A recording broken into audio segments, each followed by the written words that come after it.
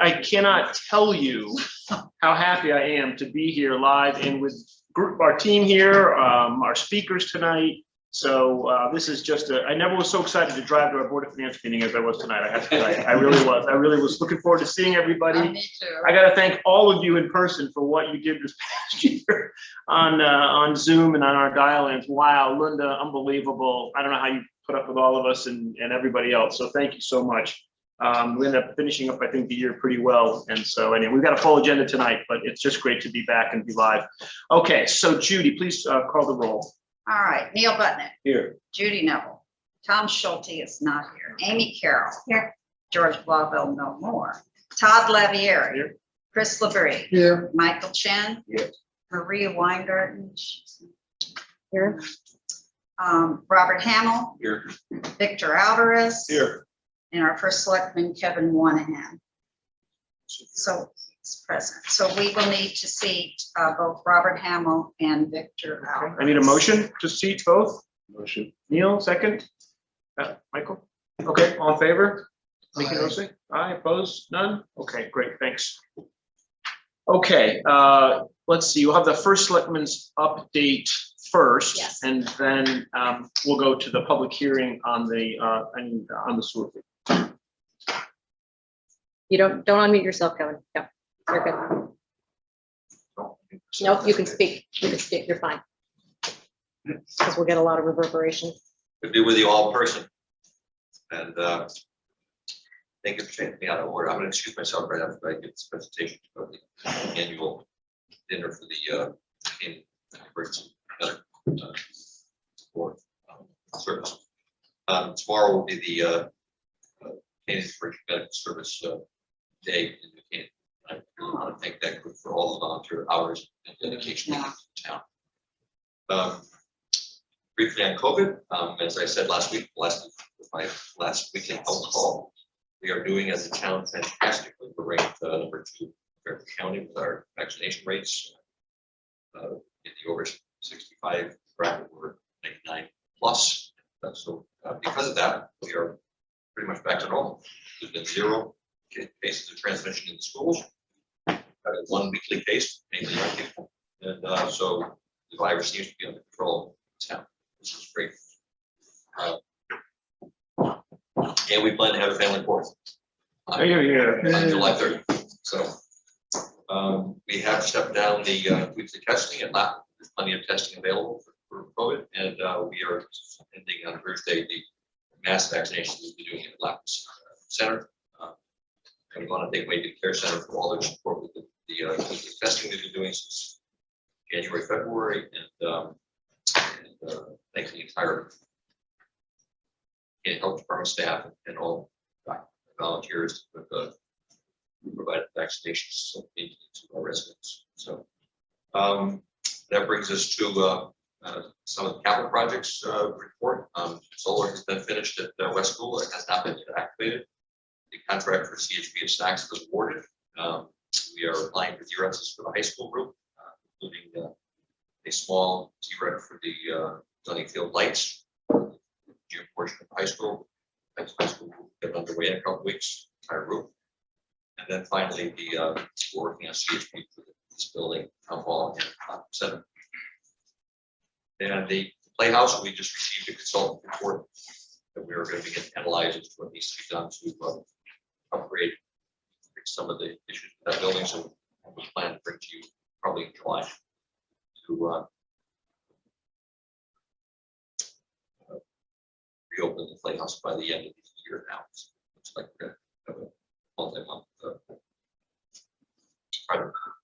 The police department building committee will meet Thursday to review a proposal from one architect on renovating South Avenue building.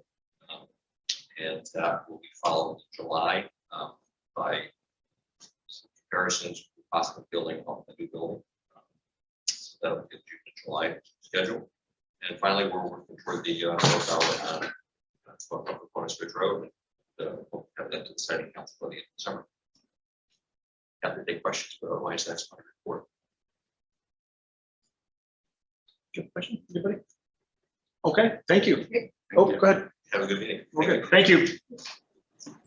Thank you very much. Okay, let's move over to the public hearing on the sewer. If you could read the notice, please. All right.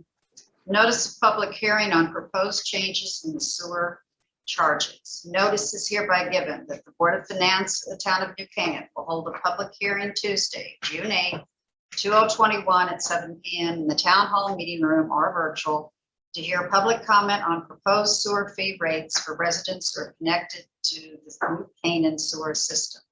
Do you want me to introduce the rest, Tiger, or are you going to do that? It might have to be as part of the, if it's on the agenda, you should probably read it. The board changed the previous ad valorem sewer tax to a tiered flat rate sewer fee system for fiscal year 2020 and beyond. For residential sewer users, the user fee flat rates are being phased in over 3 years for fiscal year 2020, fiscal year 2021, and fiscal year 2022 as follows. Subject to annual charges after fiscal year 2022, as may be required due to changes in the sewer system, annual operating budget or needs. The user fee rates approved at the May 14th, 2019 meeting for 3 years were residential, quartile 1, year 1, fiscal 2022, $235, fiscal year 2021, $250, year 3, fiscal year 2022, $275. Quartile 2, fiscal year 1, 2020, $350, year 2, fiscal year 2021, $370, year 3, fiscal year 2022, $385. Quartile 3, year 1, fiscal year 2020, $550, year 2, fiscal year 2021, $570, year 3, fiscal year 2021, $585. Quartile number 4, year 1, fiscal year 2020, $935, year 2, fiscal year 2021, $835, year 3, fiscal year 2022, $735. Judy, I think that's good. Good, your turn. My turn. Yeah. Well, thank you very much. Thank you for accommodating a Zoom meeting. They're fantastic. I love the fact that everybody's in, but I also love the fact that I'm 7 steps from my house. And I was actually able to do Little League World Series baseball tryouts tonight. So I thank you very much for that. How'd you do? So to give you an idea of where we stand through 2022, we're just ending fiscal year 21. As you know, it's the 2nd year of the sewer use fee implementation. As Judy mentioned, we're going to be going into year 3 for which has already been pre-approved, the rates for the residential side. And then we have an increase proposed for the commercial side. We've done quite well. 2,632 invoices were mailed. 98.4% have been paid to date. That's and as of June 1, 99.3% of the fees were paid. Last year we had 71 delinquent accounts. This year we have 41. So and 12 of those are carryovers from one to the next. We do lien the property at the end of the year. So those fees should still be coming forward towards us. The only change that we've made year over year was we went from a 5-category system in commercial to a 6-category system to add a larger user. And that was mainly our schools and the Merritt Parkway rest stops and the YMCA. The only changes that Judy didn't mention at this time were the categories for the commercial side. Category 1, the proposed 2022 is $780, up $15. Category 2 is $1,300, up $25. Category 3, $2,600, up $50.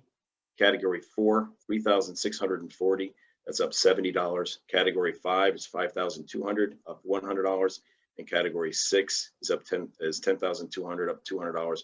And the commercial business condominiums is $260, up $5. Basically, the sewer fee, the sewer plan itself, or the sewer fund, had a 2% increase year over year, and we stayed consistent with that on our change or our fee usage. At the end of this year, Once we slate in all the residential, we can take another look and see if we want to do another 3-year stint on the residential side, or we can then kind of go into across the board increase commensurate with whatever the sewer plant is doing for the year. There is a slight overcharge, if you will, in the difference between what is budgeted for the year and what we are our revenue is. It's about $43,000. That anything there would work back into the contingency for the plant, and we have a major maintenance fund, and that could go towards that. So any large capital expenditures on the plant side, we could utilize that for those monies for that expenditure. I don't know if anyone has any questions. Yeah, before we vote, are there any questions or comments from you covering that, Tucker, online? Yeah.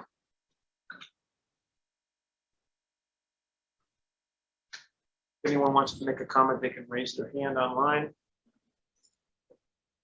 Okay, seeing none. Does this board have any questions? Anything to clarify for Tucker? Okay, with that, we'll I'll ask for a motion then for approval of the sewer fee changes for fiscal year 2022. Nothing. Okay. Did you have a question? No, I'm fine. So moved. Bob, second. Victor, all in favor? Aye. Opposed, none? Okay, so moved. Tiger, thank you. Thank you very much. Appreciate it. Okay, let's move on. I do need a motion to approve the minutes from the May 11th meeting. No, before we approve the minutes, I Yes, sir. read over the minutes and Yeah. I saw that we had agreed at the last meeting to table the resolution regarding the $7.5 million bond issuance, and it appears in the minutes as if we approved it.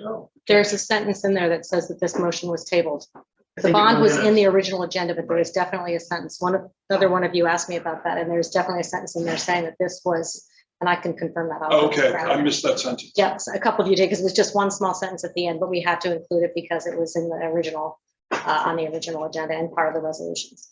Okay, thank you. Okay, great question. Okay, so a motion to approve the minutes. So Chris, okay, second. Please, Bob, all in favor? Aye, opposed? None? Very good, okay. Okay, moving on to the library project. As we said last month, this board continues to be very excited and looking to understand where we are on the big three: planning and zoning, memorandum of agreement, and the budget. We want to build a library, we want to have an icon in the town, and we'd like to know where we are on those three big items. What I've asked Lisa and Bob to do is to present to us, not a formal presentation, but really walk us through their update. And then I've asked this board to get prepared with your questions tonight and over the course of this month.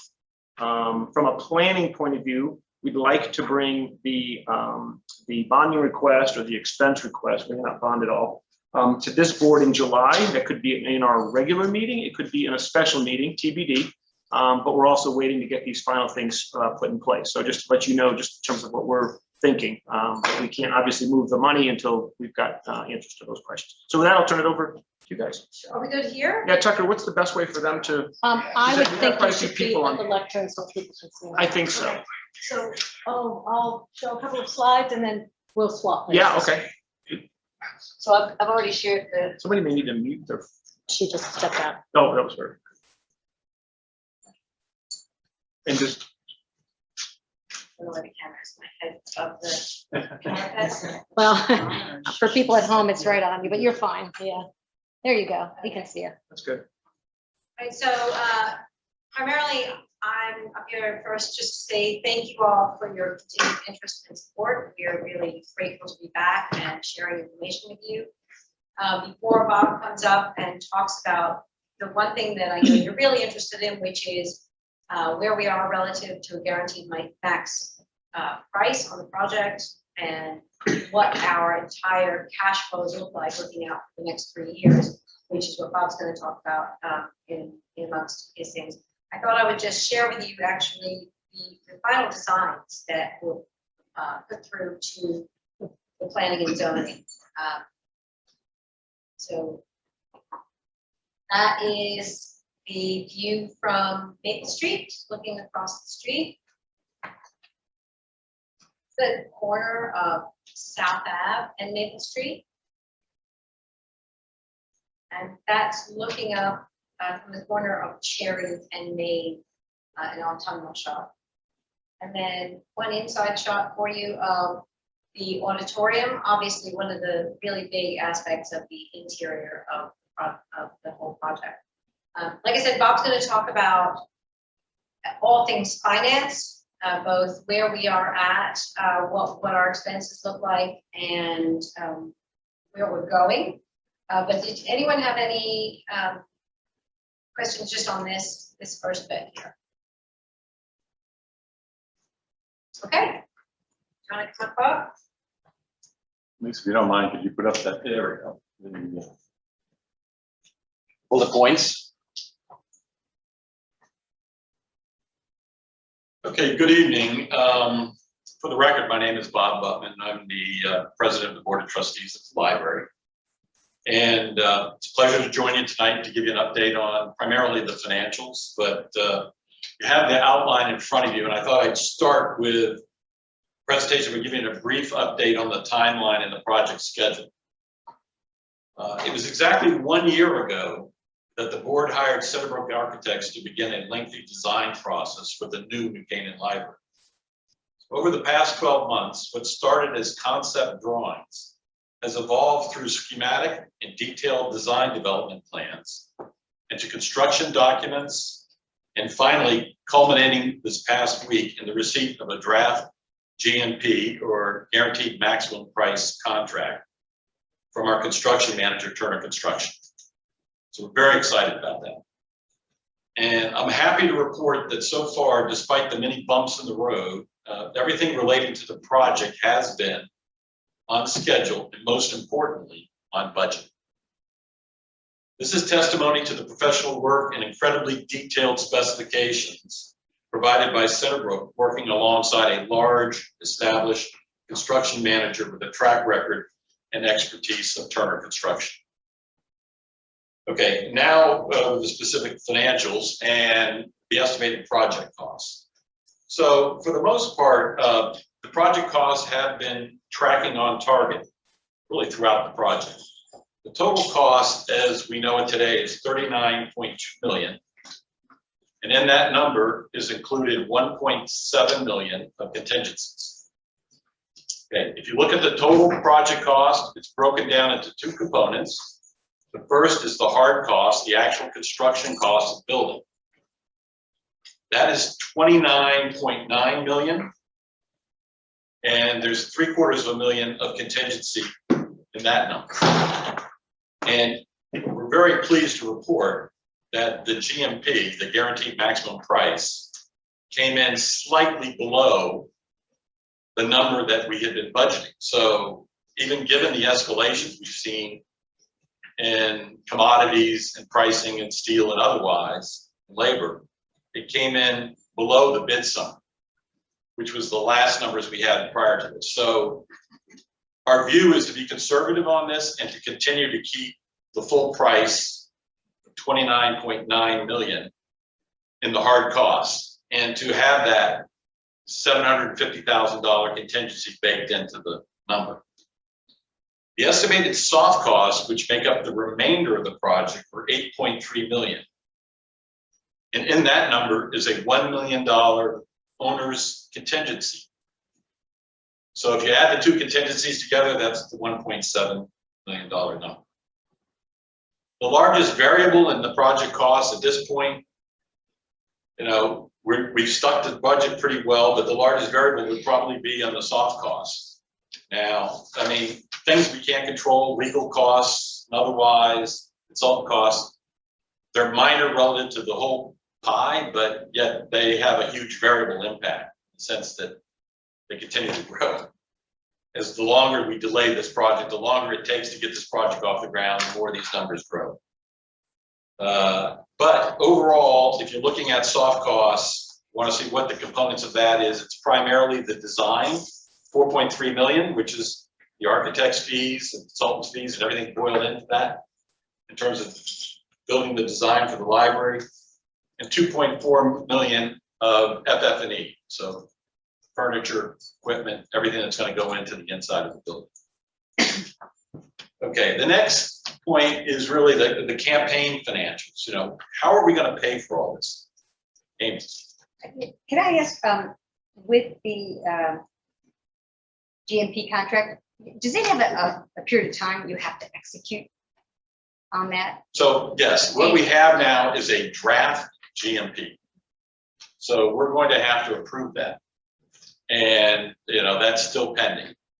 And obviously it's pending given the delays that we've seen in terms of the approval of the process, stretching out over the last month and a half, 2 months, going through the P&Z process. So the answer is, it is still up for approval and approval by us.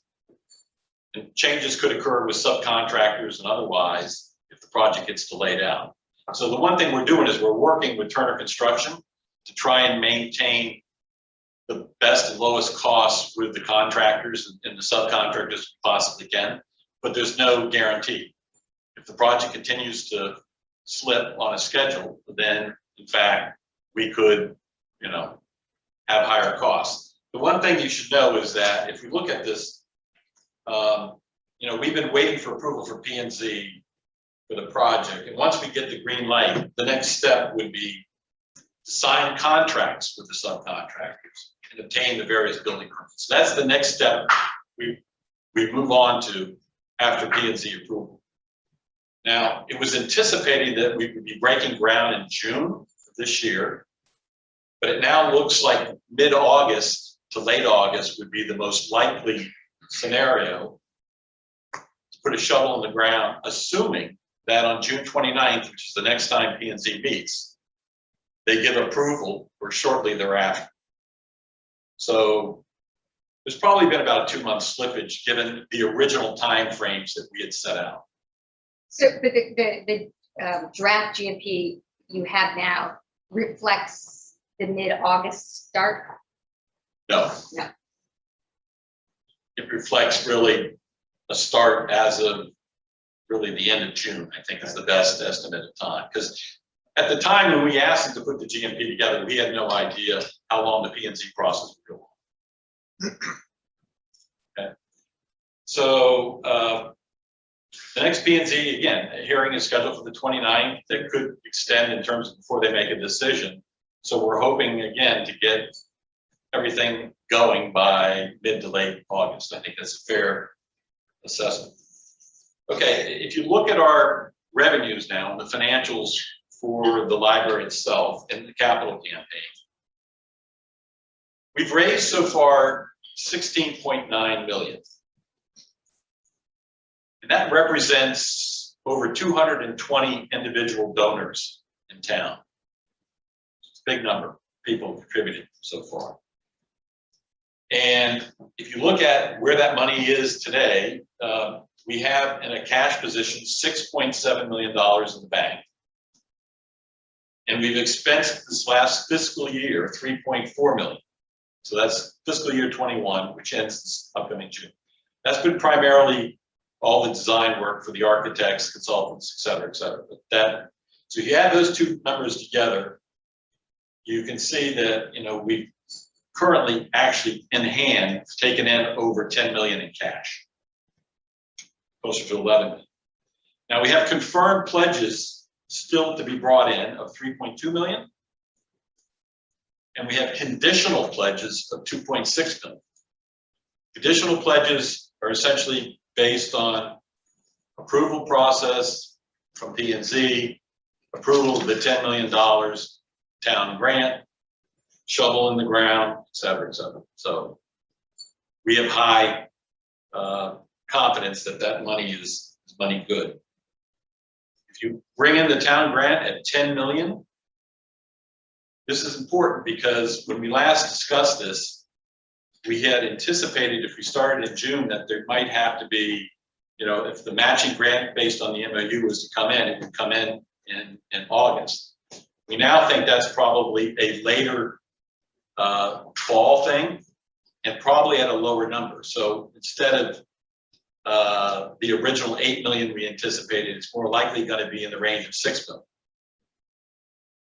So the remaining 4 million would be brought out in quarters, the subsequent 1 or 2 quarters thereafter.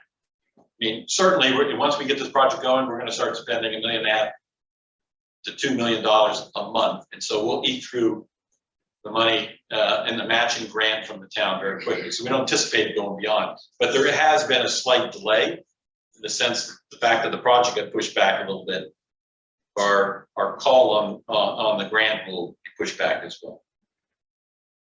Okay, the fundraising plan, very important. For future revenues, we need to raise 12.5 million, of which we have a 4-year plan. It starts this year, 2021, and goes to 2024. And if you really want to know the pattern of that money, we're hoping to raise an additional 1 million before the end of this year, 6 million in 22, 5 million in 23, and $0.5 million in 24. Now, there's a model that we've developed that determines how that cash flow comes in. And we anticipate roughly 20% of the money will come in as a one-time gift. 80% will come in a multi-year pledge. And of that 80% that comes in the multi-year pledge, we are hoping that 80% of that will be over a 3-year time horizon. We're going to emphasize 3-year pledges as opposed to 5. So the revenues are going to extend out to 2027 when you finally see a cash flow spreadsheet. So it's going to start once we get this project going currently, and then it's going to extend out actually on a 5-year pledge to sometime in 2027. So we talked already about expenses. There's, you know, Will Yes, all of the current pledges be paid in before 27?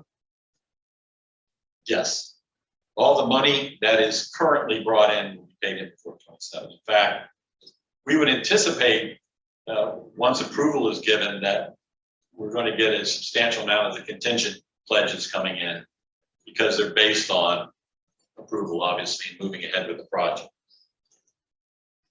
Okay, the next point would be really the commercial construction loan. So you all know, our relationship with Bankwell. We've been discussing this project with them for almost 2 years now. They've been very supportive, and they've been very patient. And we have a preliminary term sheet where we have the option to borrow up to 15 million over a maximum of a 10-year period. It's really structured in 2 parts: the $5 million initial tranche, another $5 million period after that. It'll be interest only for the first 2 years, and that will be at the prime rate +1, which I'll discuss in a second. Then the remaining term is going to be tied to the 5-year Treasury Constant Maturity Index plus 245 basis points. Now, both those interest rates really are lower than the floor that is part of our negotiation with the bank. So the bank has set a floor, and I'm still negotiating on it. Let's assume it's a 4% number. So we've modeled out all our financing costs at 4% in terms of cash flows and drawdowns. We have a commitment fee to pay, which we obviously haven't paid yet. And the reason is obviously, we haven't got to the point where we can sign off on the formal contract. But it's 25 basis points. And most importantly, there's no prepayment. So if we fundraise faster than anticipated, there's no prepayment penalty whatsoever. The cash flow model then is based on a conservative estimate of how this money comes in over the next 7-year period. But the drawdown on the bank loan is anticipated to start in the summer of 2022. So that assumes we get this project underway in August, and probably 10, 11 months later, we've burned through our cash, we've burned through the town's $10 million grant, and now we're calling on our loan. In addition to new monies coming in through fundraising. The maximum drawdown should be the subsequent summer. So the summer of 2023, and that would be roughly $8 million. So we have a line up to 15, but we think based on the best estimate for revenues, we can keep that down below or at or around the $8 million figure. The estimated financing costs for taking out this loan are going to be roughly $650,000. The project is anticipated to take 2 years, or a little less than 2 years. So if we get started in August, we can assume the summer 2023. And that's it for the financials. And if you have any questions, I'd be happy to answer them. Otherwise, with respect to the MOU. Hang on. Okay, One- sure. Questions on the finance, we'll go, hang on the MOU Yeah, and PNC, because those are separate topics. Questions on, I have one. Yeah. What is the slippage of 2 months cost? Do you have a sense, if anything? I mean, Well, it's hard to anticipate right now because here, we have escalations on pricing. So we certainly know that the subs are going to go up to some degree. We locked in the steel contract. So we did that last month. So that is going to save us probably a couple $100,000 if we had to go back and, start all over again. But as you all know, and you read the papers every day, commodity prices are increasing, labor prices are increasing, and there's likely to be increases across all the subs. But I think we benefit from Turner's relationship. And most importantly, this is a project that is perceived by many as a very, very important project to participate in. It's a high visibility, important project, the town of New Canaan, and there are quite a few subs that really are competitively bidding on. So we're very excited. And that has a primary factor in keeping the pricing on budget. You're in the middle of having those competitive bidding conversations. Okay, so I don't want you gotta not, well, let's not talk about that. Right. We can't talk about that, but for the most part, in the draft GMP, we have pretty solid numbers. Okay. So now it's up to try and keep those numbers steady. Finance questions before we move on? Yeah, at what point will we get, what you feel comfortable releasing the GMP to us to review? Well, I think it's going to be very, very soon, and I would hope sooner rather than later. It's just purely going to be dependent on locking in, the subs, and it's hard to do that when you don't have final approval from P&Z yet. So So do you think So that's, after P&Z. after the P&Z, 29th. I think it would be immediate. So it's July. Yeah, I would think the first week of July, unless P&Z by chance continues to deliberate, And they could do that. and they could do that. And so that would be the next, Okay, well, they've got to do their job, but you answered the question, it's after the P&Cs. right. that's after, So it's at least early to mid-July at the earliest, and it could be later depending on when they're finished with their work. Right, And- that's and, helpful. Paul, did you have any other insights on the, what 2 months more? So we costs? we don't have actual numbers, and it's very difficult to get that at this point, but it becomes very clear with Turner, who has great reach in the market. They're a quality, finely run construction management company, but there are no real solid numbers, but it's hundreds of thousands of dollars as escalated. It's an uncertain future, but we know it's a rising commodity market, as Bob said, labor market. That puts in same thing. perspective. There's uncertainty out there, supply chain disruption. It's not going to get ironed out anytime soon. And it's only going to continue to escalate throughout the year. What happens after that, we don't know. But we need to lock it in now. And we have good numbers now, but there's a shelf life to it. So we really need, it's all about the approvals, as Bob had said. It's really And there's about- a non-monetary cost as well, which is losing the best bidders if. So what Time happens between is there's a real knock-on effect if we keep getting delayed. And what will happen is these subs have sort of a fit into a schedule, right, ready to be released. And if we hit the brakes or we pump in the brakes, they could go elsewhere, and then you get maybe not the A subcontractor, you get the B subcontractor, and then we're open to escalation. And then what happens, the knock-on effect is if the whole thing starts going, it's a domino effect, and they're all set up there. There's a schedule and a sequence of how the steel unfolds, and then the roofing, and all these other things, the infrastructure, all of that, how that plays out. Once you start one, it starts to domino. It has a domino effect throughout it, and then we're opening ourselves up to escalation further down the road. And so it goes back to bidding, and it's back to the market, which we know is rising. And so there's a real, there's an imperative to move quickly and start quickly. Well, as I said, in terms of this step in the process, once we have the three acronyms, right, the GMP, the MOU, and the P&Z, we'll have a special meeting. We don't have to wait a month for our meeting. We can do what needs to happen so we can get that. Okay, other finance questions? Yeah. Oh, no, Amy had a question. Well, I was going to ask, how do you handicap future fundraising risk? I mean, we've got kind of the town of New Canaan presumably is the target group. Obviously, you guys have done a great job raising what you've raised so far, but kind of going back to the. No, that's an excellent question. And I think, we're now going to enter the public phase. And if we're going to model, the public phase after the proven and successful plan we did in the private phase. So we were raising roughly $1 million a month in the private phase, and we raised 16 million in a little over a year and a half, let's say. So our goals here to raise 12 and a half, well, it sets a high bar. It's over a much longer period. And we have a backstop with the commercial construction. But in a public phase, we're going to have new opportunities. We're going to go after some corporate sponsorships, grants, opportunities. And you should expect some large fundraising events and otherwise. But we have a great team in place. We've got a lot of momentum, and the momentum is going to have to start after the approvals, because right now we're on hold. You literally cannot go out and fundraise until such time as you get the green light. And once people see the project. Right.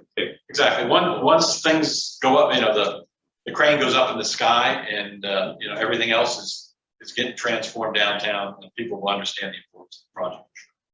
We feel very confident that there is a lot of latent excitement for this project, as Bob said, just waiting.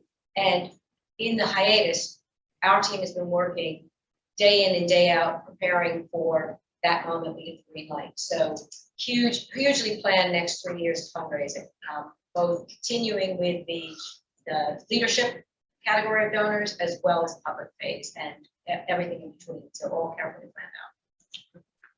Michael? Yeah, Bob, a great job so far in raising the money. Just a quick question on the commercial construction on the bankroll.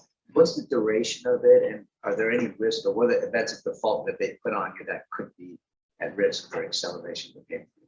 So again, it's a 5-year loan with an option for another 5 years. There's no prepayment penalty. So if we can raise money faster, it doesn't impact us. So for the most part, it's IO only for the first 2 years. We're comfortable with the pricing on it. It's best we can do. It's competitive to all the other banks in the neighborhood, and certainly Bankwell is the town bank, and we have a banking relationship with them now, so we'd like to retain that. But there is an interest rate risk, clearly, because it's tied to an index. So it's the Wall Street Journal LIBOR index to start with the first 2 years, then the 5-year index after that, the Treasury index. Other than payment default, are there any other events of default that they could say we're? No, I mean, from the standpoint of default, they have a first lien on the property, right? So I mean, I think beyond that, it's It's just payment. As long as you pay it, that's it. They're good. Right, and I think they're comfortable with our track record of fundraising and the duration and the length of time we have to meet the obligation. I want to just have one thing which hasn't been clear to everyone. The debt service is in these numbers, right? So the numbers that we just talked about, debt service is baked in there. There's been some speculation elsewhere that somehow that's gonna spill into our operating costs. It's not, it's contained in It's the in the cost. soft costs. You've seen that. And that was it 600? That was $650,000. Yeah, I think you mentioned that before. I think we knew that, but when we see the whole model. we'll go through it. It's in the soft cost. It's Yes. in the soft costs. Other questions on the finance? Yeah, just it maybe a little obvious, but this is the library's plan as you put forth. So depending on what comes out of P and Z, to the extent there's potential requirements or proposed requirements to do something that could add expense with regards to the existing structure. That's kind of out of the scope of this, and that would be, have to figure out where the money would come from that.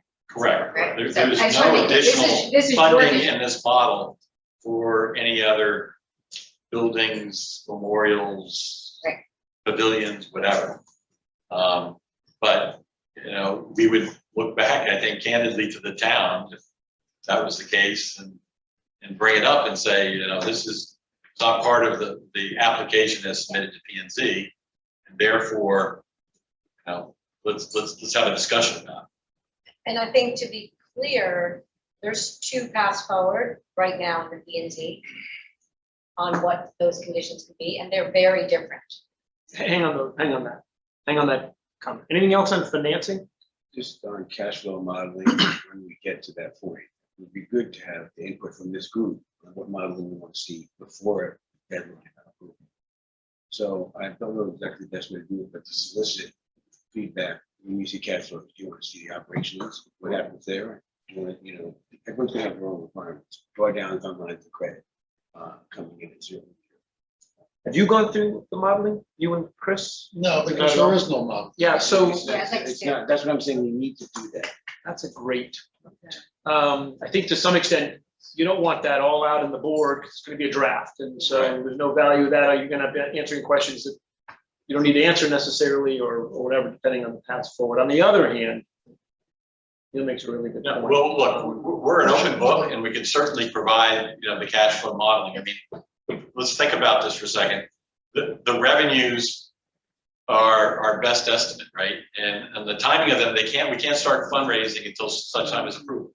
At the same time, we need to match expenses. And we don't know what the expenses are on a month by month basis until we start the construction. So once we get those two figures in the green light, I mean, it'd be a matter of a day or two, we could have that all in our hands. Well, could we have, let me ask you this question, then, just assuming we're gonna have a July meeting where we're gonna vote on this, that may not happen, it may be a special meeting, it may be later, whenever the case may be, but by the end of this month, could we have that to this board, the cash flow modeling? You'll have as good as answers as you're gonna have at that point. I would think so, yeah. Are you okay with that? I mean, that gives us Just take August, 2 weeks July, before a and then meeting. You can always do Right. that. Right. Let's do that. You okay with that? Yeah, I mean, they should have that. Okay, Yeah, so we have it It today. exists, it's here. It's here today. We have it where it's based on essentially a June start date of construction. And. that's okay, we can see through those. Those kinds of things are not a big deal. All right, so can you have it sooner? I mean, you Yeah, tell me. we could provide it. I think we just need to have a discussion on trying to give you the most accurate information. Work it out, get the most accurate. It would be great if we could have it in a week or two. Right. To the board. We'll go through it. That way we can get questions. Mike, are you okay with that? Yeah. And Bob, get questions going and back and forth I sooner think- than later. I think what we want to do is close the month of May financials Fine, and give you the most Sure. accurate data as of June 1st. that's perfect. So So what what I'm I'm trying to do is get a sensitivity analysis Yeah. in there too. Yeah. Talk about that. Yeah, so Okay. if things happen a little faster in fundraising, things happen. Exactly. Yeah, exactly. I'm going both ways. Yeah. Sure. So that, the sooner we have that, you know what we're gonna do with it. We're gonna And you torture should it know, with a model. as Lisa mentioned, that we're taking a conservative approach on the fundraising. We do think there's a lot of pent up demand. We do think we can do better than what we're putting in on the model in terms of the timing of the cash flows. But again, it's all, Assumptions. it's It's assumptions. okay, that's Exactly. okay. But that'll be what we'll go through. Okay, great. And That's obviously, actually helpful. as soon as you can also share with us the details of the GMP, that would be great. Now, we understand the constraints that you have because you're in a line bidding situation. But as soon as that's possible. Yeah. That's it, because we're gonna kick that. So that's a lot trickier though, right? Because we're in a competitive bidding process. No, we understand Yeah. that, and we're not asking you to divulge that now because it's just not appropriate at this time, but it is appropriate before we deliberate it. Oh, absolutely. Prepare our final questions. Yeah, absolutely. Yeah, but right now we'll work off the assumptions. If we could have something like that, a week or so, would be great. And then, of course, PNZ will have to see what comes out of the process. Right. All right, everybody wants to move on apparently. So anything else on financing? Okay, MOU? Okay, the MOU really is unchanged. I mean, there's been no real conversations between the town and ourselves. I think we're pretty confident and comfortable with the MOU as it stands today. So that's the red line version that came out of town council. Just for clarity, what's the process to get that done? What are the steps between today and getting that finished? You're the Board of Finance is the last step. For our final edits, Chris and Neil, are you guys? Town council approved it, right? Yeah, Council approved it's it. generally fine. There's a few things on how the funding mechanisms going to work, which were, have changed over time, need to be updated. I Who's don't think, updating them? well, nobody, because we haven't looked at it yet. So we should probably be taking a look at that at this point, so that we can prepare that for July. Okay, so do you two take the next crack at it? Yeah, we'll take the next one. Okay, we need that done to approve in July. We don't need to wait for everything else either, by the way. That can be just done. Yeah, I would think the MOU could be expedited. Yeah, Yeah, okay. yeah, it's- All right, let's just make that a target of getting that done one way or the other. That should hold the freight up at this point. Good, okay? And then our favorite. P&Z approval. Well, I think it's obvious to everyone, you know, we've gone through, what, 5 or 6 meetings now? Head up to 7. So we're hoping for a resolution and a conclusion. Okay. And I can say that I believe that there's no reason to believe that P&Z won't approve the project as submitted. But I mean, I think we have to be realistic and assume also the worst case scenario. And I'll be careful with my words here. But I want it to be crystal clear to everyone that if for any reason the application is denied or conditioned upon a redesign, then the project is effectively dead. And this is not a threat, but it's just the reality of the situation. The redesign, the additional costs, the substantial delays that would occur, and the various fundraising issues would prohibitively stop the project in its tracks and require a complete reboot. And that's something that the current board and our donors will not accept. So we don't expect this to happen, but it's clearly a risk to the project and something that we have to openly disclose to all town officials and particularly to the Board of Finance. Yeah, I mean, that's not our swim lane. They've got Yeah. to do their job, right? Right. So we completely respect that. But that you seem to think that could happen on the 29th or maybe soon thereafter with questions. Hard to know. You can't speak for that. You can't speak for that. The last hearing that they could call for a special meeting after they. Okay, Yep, they got to do their job. Okay, we'll do their job. So that really is the really most important, biggest next step. They said they had 65 days from, what was the date? It could go conceivably into August. Yeah, okay, all right. Okay, well, if I heard summary, GMP, well on its way, lots of variables, we'll look at the model. Some pieces have to fall into place, we get that, but I think you're probably 95% there. The MOU, let's just get it done, and then we'll wait with to see what PNP says. Is that where we are? So somebody asked earlier today if we were going to talk about these possible contingencies, because they are quite different. And while Bob's just said, you know, one goes one direction, there is the other contingency. There are 2 being developed right now by the planning and zoning. The other one is to memorialize the existing building. Right. And we thought, based on conversations earlier, that you were all going to ask us about that. So if you want to see, I would say, well, sure, I would be, if you've got, what did you want? You want to present something?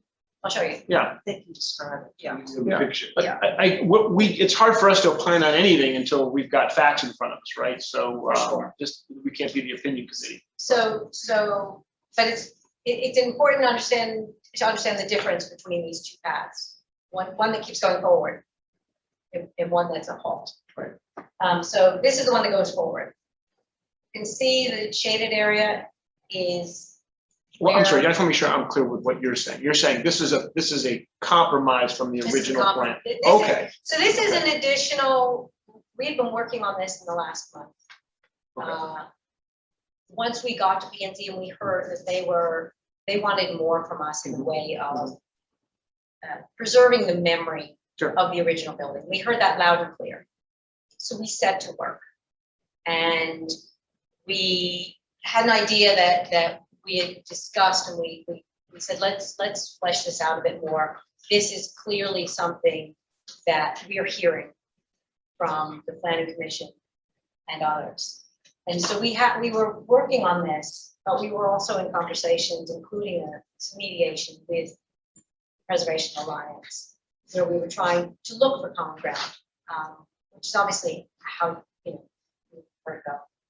And so we were working on this at the same time. And we heard very clearly that from that point of view, there was only one option, and that was to retain the original building right where it sits. And so we had to make a call about whether or not we submitted what we were asked for, which was some way of preserving the memory of the building. And we decided after those conversations and mediation that, well, we didn't decide, we heard that this would be rejected. But we talked about this at the P&Z hearing 2 hearings ago, that we had this alternate plan. People know that it's out there. I got some phone calls today, people asking, what was that pavilion concept that you floated?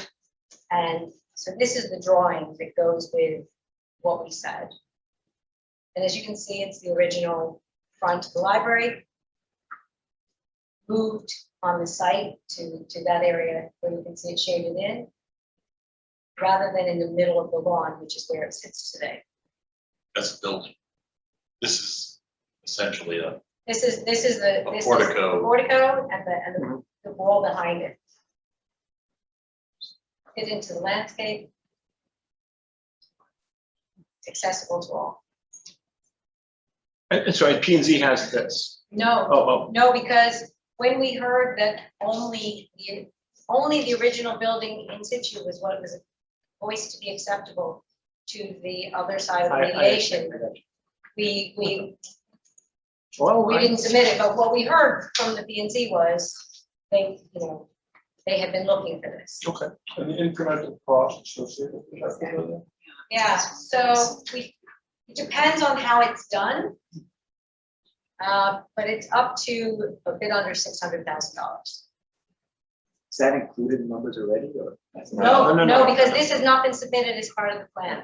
This was something we were working on as a solution, as a compromise solution. But we weren't getting the signals from the other party that they were interested in pursuing this. However, it continues to come up that people are interested in understanding what would a compromise solution look like. How would this, how would this function? This, So, Is it purely decorative, or is that an actual, could maybe go back to the drawing? Is it- Yeah, it's or the not picture, the render? there we go. Can you see that? So stop sharing. Carl and Linda.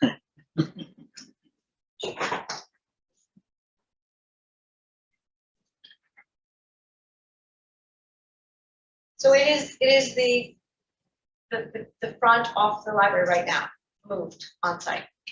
I think your question was, so when you walk between you go through a door into a. It's not a door. It's truly a facade. It's a facade. Facade. The bronze plaque.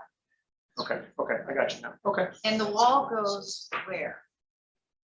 What wall? You said it was within a wall, and I see the ivy and I see the shrubs, but where's the Where's the Go place? to the other, where is a wall? go back to the others. Where would that facade be placed? Yeah, you see it on the That other is, side. that's it.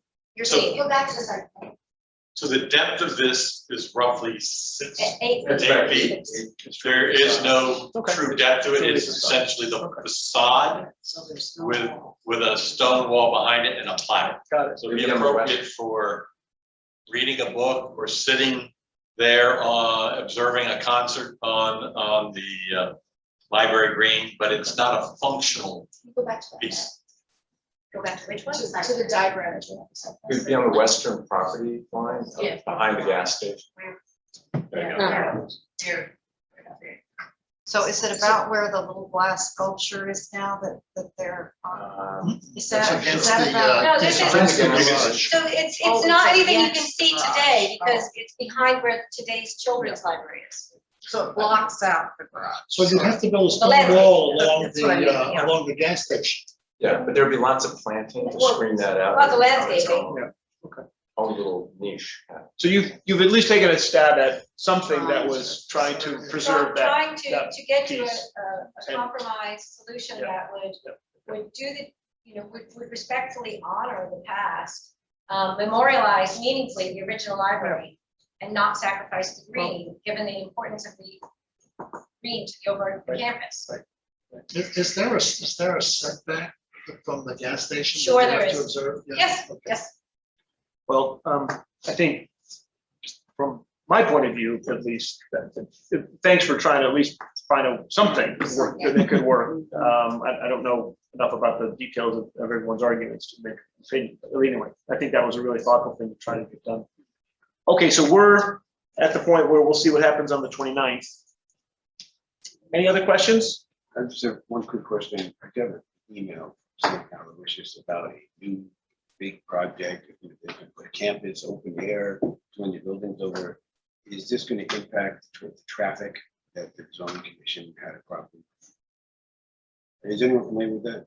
Yeah, Yeah, do you mean while they're under construction? No, the way this description was very loose, but it was a new campus with redesign of buildings, and it sounded formidable. I don't know if it was street changes or. So we are in conversation with our neighbors, and again, presuming timelines stick relatively close to what they are, our construction project will finish before theirs starts. But I think the issue for that project is about during construction, not after the fact. Okay, so the street changes aren't in. They're in concepts right now, that's my understanding, even early concepts. Yeah, but the idea would be, there would be a dovetail, our project will finish before theirs starts. Because, obviously, two big construction sites. Yeah, close by. Any other questions? Great job. Thank you again. Great update, and we're ready when you're ready. Excellent. Thank you. Welcome. Okay, next item, line item, agenda item number 7. Larry, I saw Larry. Hi, everybody. How are you? Good. How are you? We're great. Ready for your update, please. Yeah, there's no way my update's going to be as interesting as that. It's a lot of moving pieces going on there. So yeah, tonight just wanted to brief everyone on the town health plan and the stop loss insurance renewal and the discussions that we've been having with Kevin and Cheryl Jones and in HR regarding the stop loss insurance renewal, specifically the discussion around raising the deductible. And I have a presentation here, just a couple of slides to go through. Here. This was all on your tablets as well. Can everyone see that? You can. We're good. Okay, so I think we got together in January. This is kind of our Bible here of at a macro level of how the plan is performing. And really, in any insurance scenario, it comes down to loss ratio, the second column in from the right. So you can see here, and this is just for those of you that haven't seen this before, this is just a culmination of our monthly tracking against budget and tracking employees, medical claims, pharmacy claims. The red, which we're going to be talking about in detail in the next few minutes, is the stop loss reimbursements the town receives from the reinsurance that's in place to protect against catastrophic loss. And then our paid claims net of those reimbursements in the middle, our aggregate cap, and then our fixed costs, administrative fees, network access fees, stop loss fees, then our total costs. So through April, almost all the way through, we basically 10 months into the plan year. We run it obviously on the fiscal year basis to coincide with your fiscal year. So it's 4.4 million in cash against almost 4.7 in accruals or budget. So we're running 6% under budget for a surplus of about $272,000. That's obviously the good news.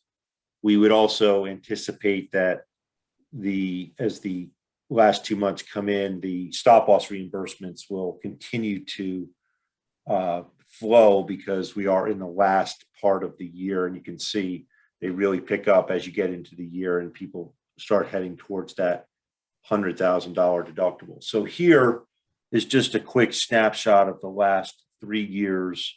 And as I mentioned, and we built a pretty conservative estimate into our budget and cost projection for this upcoming year because we knew that we were cleaning the reinsurer's clock on large claims. So here's just an illustration of the number of folks that have exceeded $50,000 in annual spend.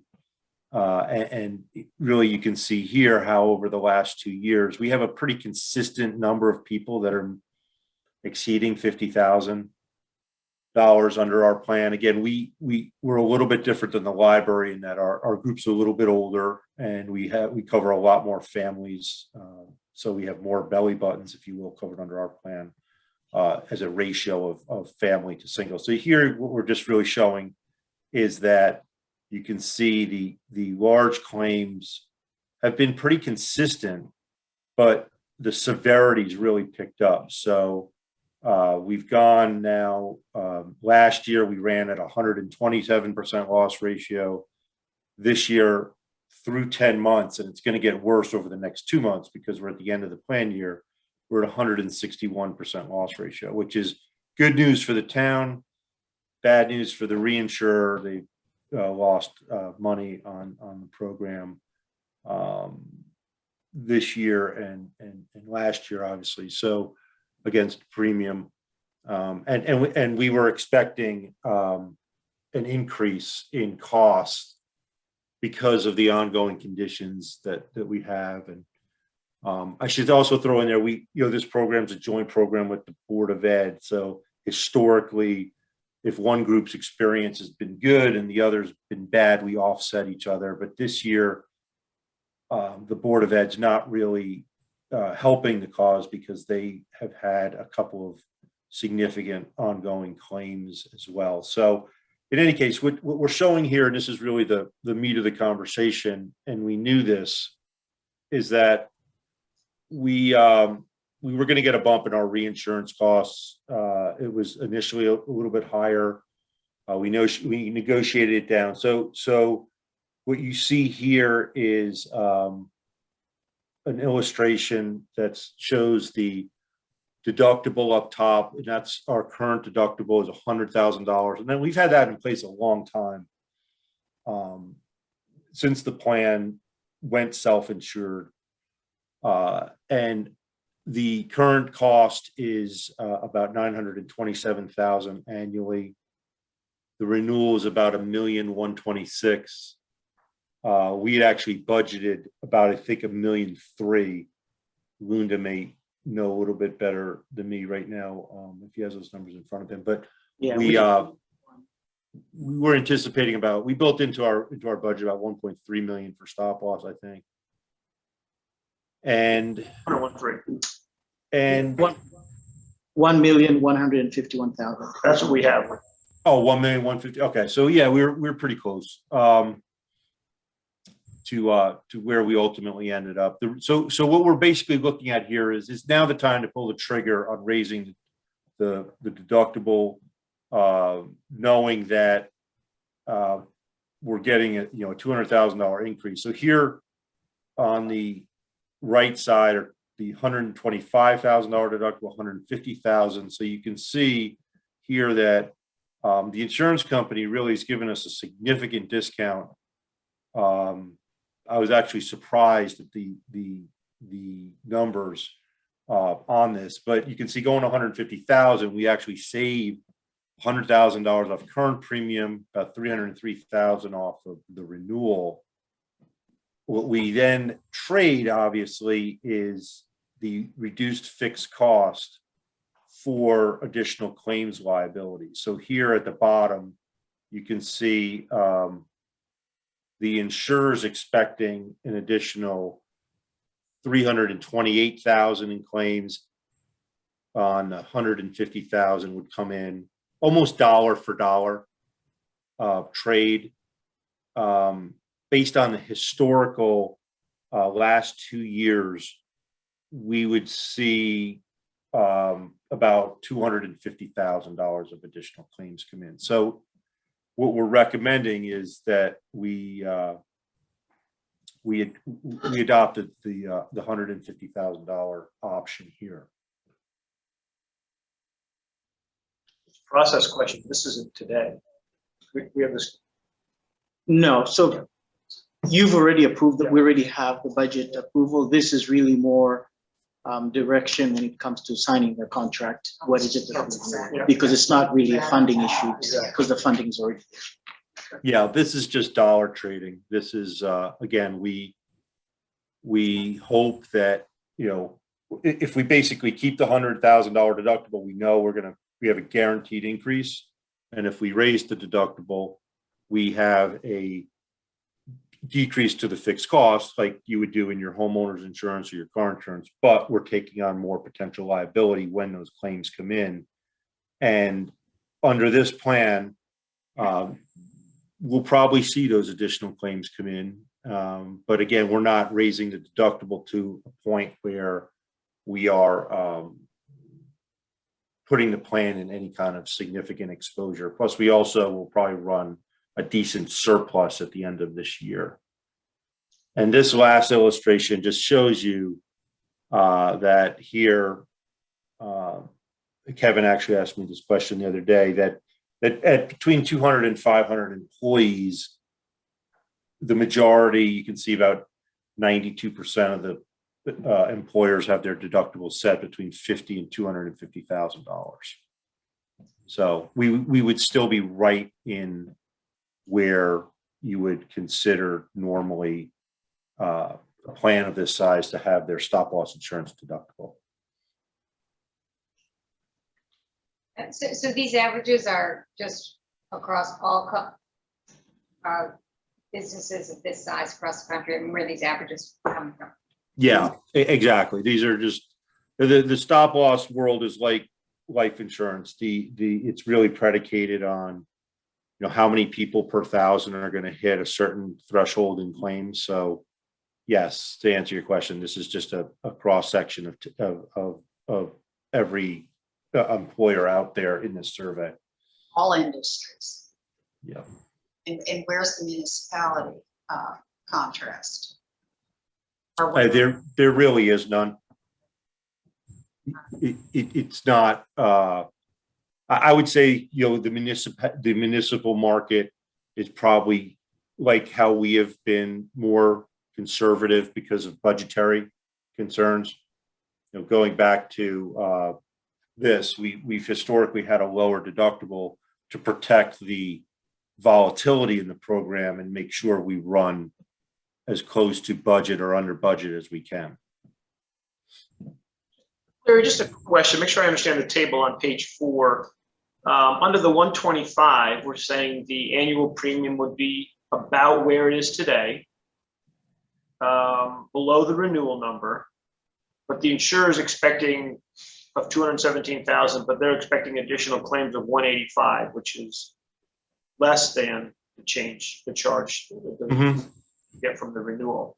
On the 150, the change to the renewal, we think would save us the 300, but we're going to spend 328. Now it's all guesswork, I get it, but that is a scenario that the expectations is not as good. I mean, Right, but the difference being that we built the model based on a $1.1 million premium. And that's the revenues that we're gonna bring in is based on the 1.1. And so essentially, if your premium is 823,000, the additional revenues that you're getting is going to the fund balance, which gives you the cushion to pay the 323. I just want to make sure I understood it. That's fine. Yeah, we're just essentially dollar trading, to your point. Okay. We're, This covers town and board of. No, this is just the town. The Board of Ed has a separate Oh, premium for their stuff. didn't you say earlier that? But go ahead, Larry can explain it better. Yeah, We're that pooled, they but go back and forth between. yeah, the Board of Ed renews their program on a September plan year basis. So we are actually working on that portion of the renewal right now for them. but they look at the combined experience in making that determination. The insurers. Yes, the Yes. the reinsurance. And therefore, when we have a good year, it helps us, but it also helps them and vice versa. Right. We're biased. Correct. So Linda, just going back to Todd's point, if these numbers are right, why would we not do the 125,000 case where you're saving 217,000, but you're only paying out 185? Let's say these numbers are absolutely right, so we save ourselves like $30,000. But in the 150,000 case, if the numbers are absolutely right, we're paying out 25,000 more dollars. So why wouldn't we take a case where we're betting we're going to lose money versus taking a case at 125,000 where we're going to make money? Well, I think, look, this is not an exact science. That's why I gave you what the insurer expected and what we've seen historically down at the bottom based on the actual experience under the group. So, Yes. For me, I would pocket the Budget at 1.1, you're planning at 800 and you're not really betting. 800, you're paying $3,000 out, so let's not fool ourselves. And you what might you're not. saying is you're actually be paying 328. But the premium less is real. Right. That's real. Exactly. This is not, but it could be worse or better. We don't know. That's And right. the expected values is worse, so if you do, just do the That's math. why I asked the question. Right, yeah, I know, I'm just following up on it. If the Yeah. expected value is worse, I wouldn't do a deal like having expected value being worse. You would do a deal with expected value is better. Yeah. Just math, Yeah, exactly. So you vote for an expected value deal is what I'm saying. Yeah, well, yeah. Good thing we're not voting. Where's the downside? It's not, it's already based on that. Right. Yeah, to Luna's point, we've built the total exposure, what we feel is the total exposure into the budget. Now we're just talking about the financing of it and it's not to give the insurer, the guaranteed premium, and we have the wherewithal to gamble on it. Which is real. And is the Board of Ed going to move to the same deductible as we do, as the town? Well, the Board of Ed right now is at 300. They've been at a higher deductible than Oh, this. that's right. Okay, good update. Larry, when does this renew? When do we Yeah. need to make a decision on this? Is Like it renews July 1st. We need to bind this. So we do. So. need- So You have our input. you have your, okay. Thank you, everybody. Thank you, Larry. Great to see you. Look forward to seeing you live. Thank you. Yeah, well, we're here, Larry, we're here. I'll be up. Take care. Bye-bye. All right. Okay, Caroline, I guess we've got waving party.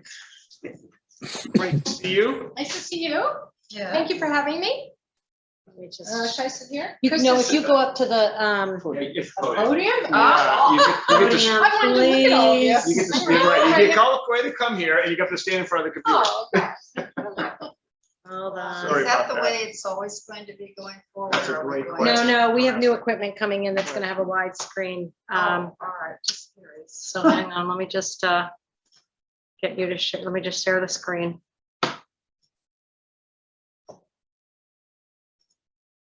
You see it? Yes. Okay. Good evening. Thank you, Todd and board members, for having me here tonight. As you know, my name is Caroline Garrity, and I'm the chairman of the Waveview Park Conservancy. It's a pleasure to be here to present our new 5-year master plan for our beloved Waveney Park. Also, one of my very dedicated board members, Chris Shipper, whom I think you all know, is here with me. I believe it has been quite some time since I gave you all an update, or maybe I never have, I'm not quite sure, on what the Waveney Park Conservancy has been accomplishing at the park. As I'm sure you have seen for yourselves or read about, we have had huge increases in visitors to the park this past year. And I believe this is not just because of COVID, but because we have worked for over 6 years to bring order and beauty to the 130 acres of open space surrounding Waveney House. Before I begin the presentation of the 5-year master plan, I just wanted to talk briefly about our ongoing projects that the board and I are diligently working on. Since last fall, we have installed beautiful new plantings in the forecourt of Waveney House, as well as irrigation systems for the plantings and the entire front lawn. In addition, we regraded the planting beds, installed a new boxwood and white rose bed in front of the porte-cochere, and replaced all the slate walkways. We will hopefully be concluding the project later this fall.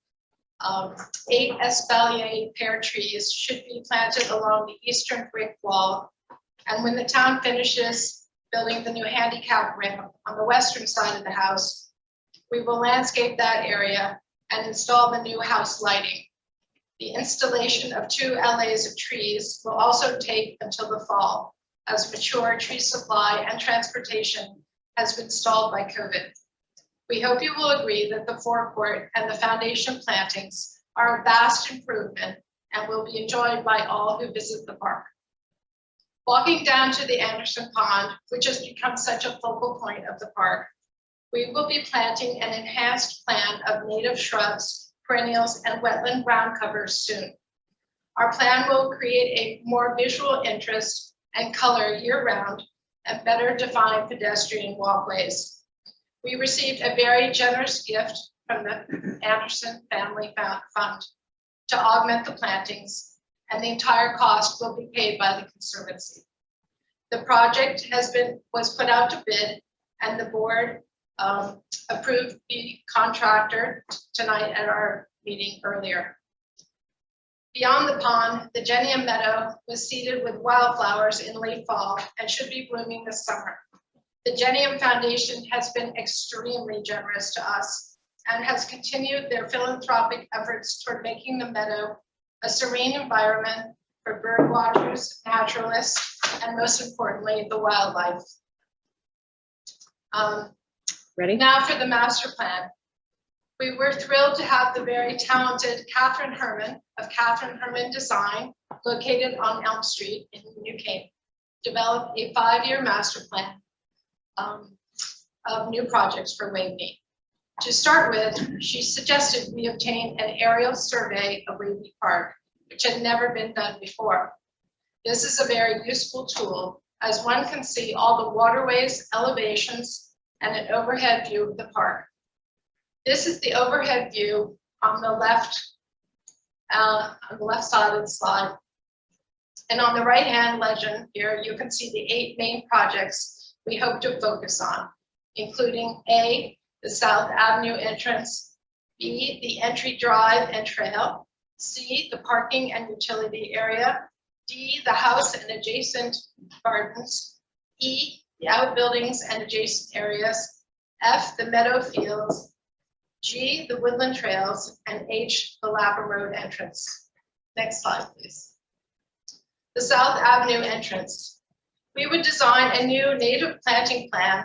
Some of the examples of the shrubs and ground covers are seen in the photos here. Improve, while at the same time reducing the amount of signage, and add lighting and clarify and separate modes of circulation, distinguishing the pedestrian trail in a clearer way. You will see an example here in the picture on the far right of a suggested new style of signage, similar to what they have at Kaiku, the Rockefeller Estate in Tarrytown, New York. Next slide, please. The entry drive and trail. For the woodlands along the curving entry driveway, we would first remove the invasives and then transform and beautify this area with an understory of native plants. This screening would also separate visitors walking on the trails from the car traffic. We would like to improve the signage along the trail and educate visitors about native plants and the trails in the park. Next slide, please. The parking and utility area. In this parking area, which you see when you first come up the hill, there are damaged and mature trees, which we would remove and then add new mature trees and understory plantings so as to separate the parking areas. An example of this is in the lower middle photograph with the white amelanchier trees. Also, we hope to redesign the dumpster area near the house and have already been in discussion with Catherine Herman and the Public Works Department about this, as it is definitely ready for improvement. Next slide, please. The house and adjacent gardens. First, there would be selective removal of mature trees and removal of existing Japanese maples along the Peony Walk, along with removal of invasives bordering the pond. For the planting design, we would add new mature trees, replant the upper and lower rear terrace plantings to match the front of the house design, add additional peonies and another perennial to the Peony Walk. See the bottom middle picture there, the beautiful peonies and purple nepeta, which is also called catmint, and a planting design to improve the visual connection down to the pond. We have exciting news that the New Canaan Garden Club has voted to partner with us on the Peony Walk redesign to be completed by the spring of 2022 in honor of Frederick Law Olmsted's 200th birthday, which will be on April 26, 2022. The national celebration is called Olmsted 200. Next slide, please. The outbuildings and adjacent landscape. This is the area around the Powerhouse Theater and the parking lot. Removal of existing overgrown plantings would occur first, and then we would restore the plantings around the Powerhouse Theater. Also, you might have already seen the town planted the restored retaining wall just below the parking lot with no-mow fescue grass, and we would like to add native pollinator plants to this area. Also, the town hopes to restore the potting shed as a public restroom for park visitors next to the parking lot and theater, and we would plant around this when completed, perhaps next summer or the summer of 2023. Next slide, please. Meadows and fields. This is the area beyond the back terrace of the house. Selective removal of mature trees and addition of new mature trees would be completed. Changing the mow pattern of grass would help to reinforce the major axes, as you can see in the example photo from Storm King Arts Center on the middle right photograph in upstate New York. Incorporating new signage as seen in the photos and improving with additional benches would also help the area. Next slide, please. Woodland trails. A strong initiative in the upcoming years would be to remove the chain link fence along the Merritt Parkway Trail and install all new native woodland plantings as seen in the middle photograph here, and also possibly build a berm, which is in the center diagram, or a planting barrier to block the noise and visual impact of the traffic.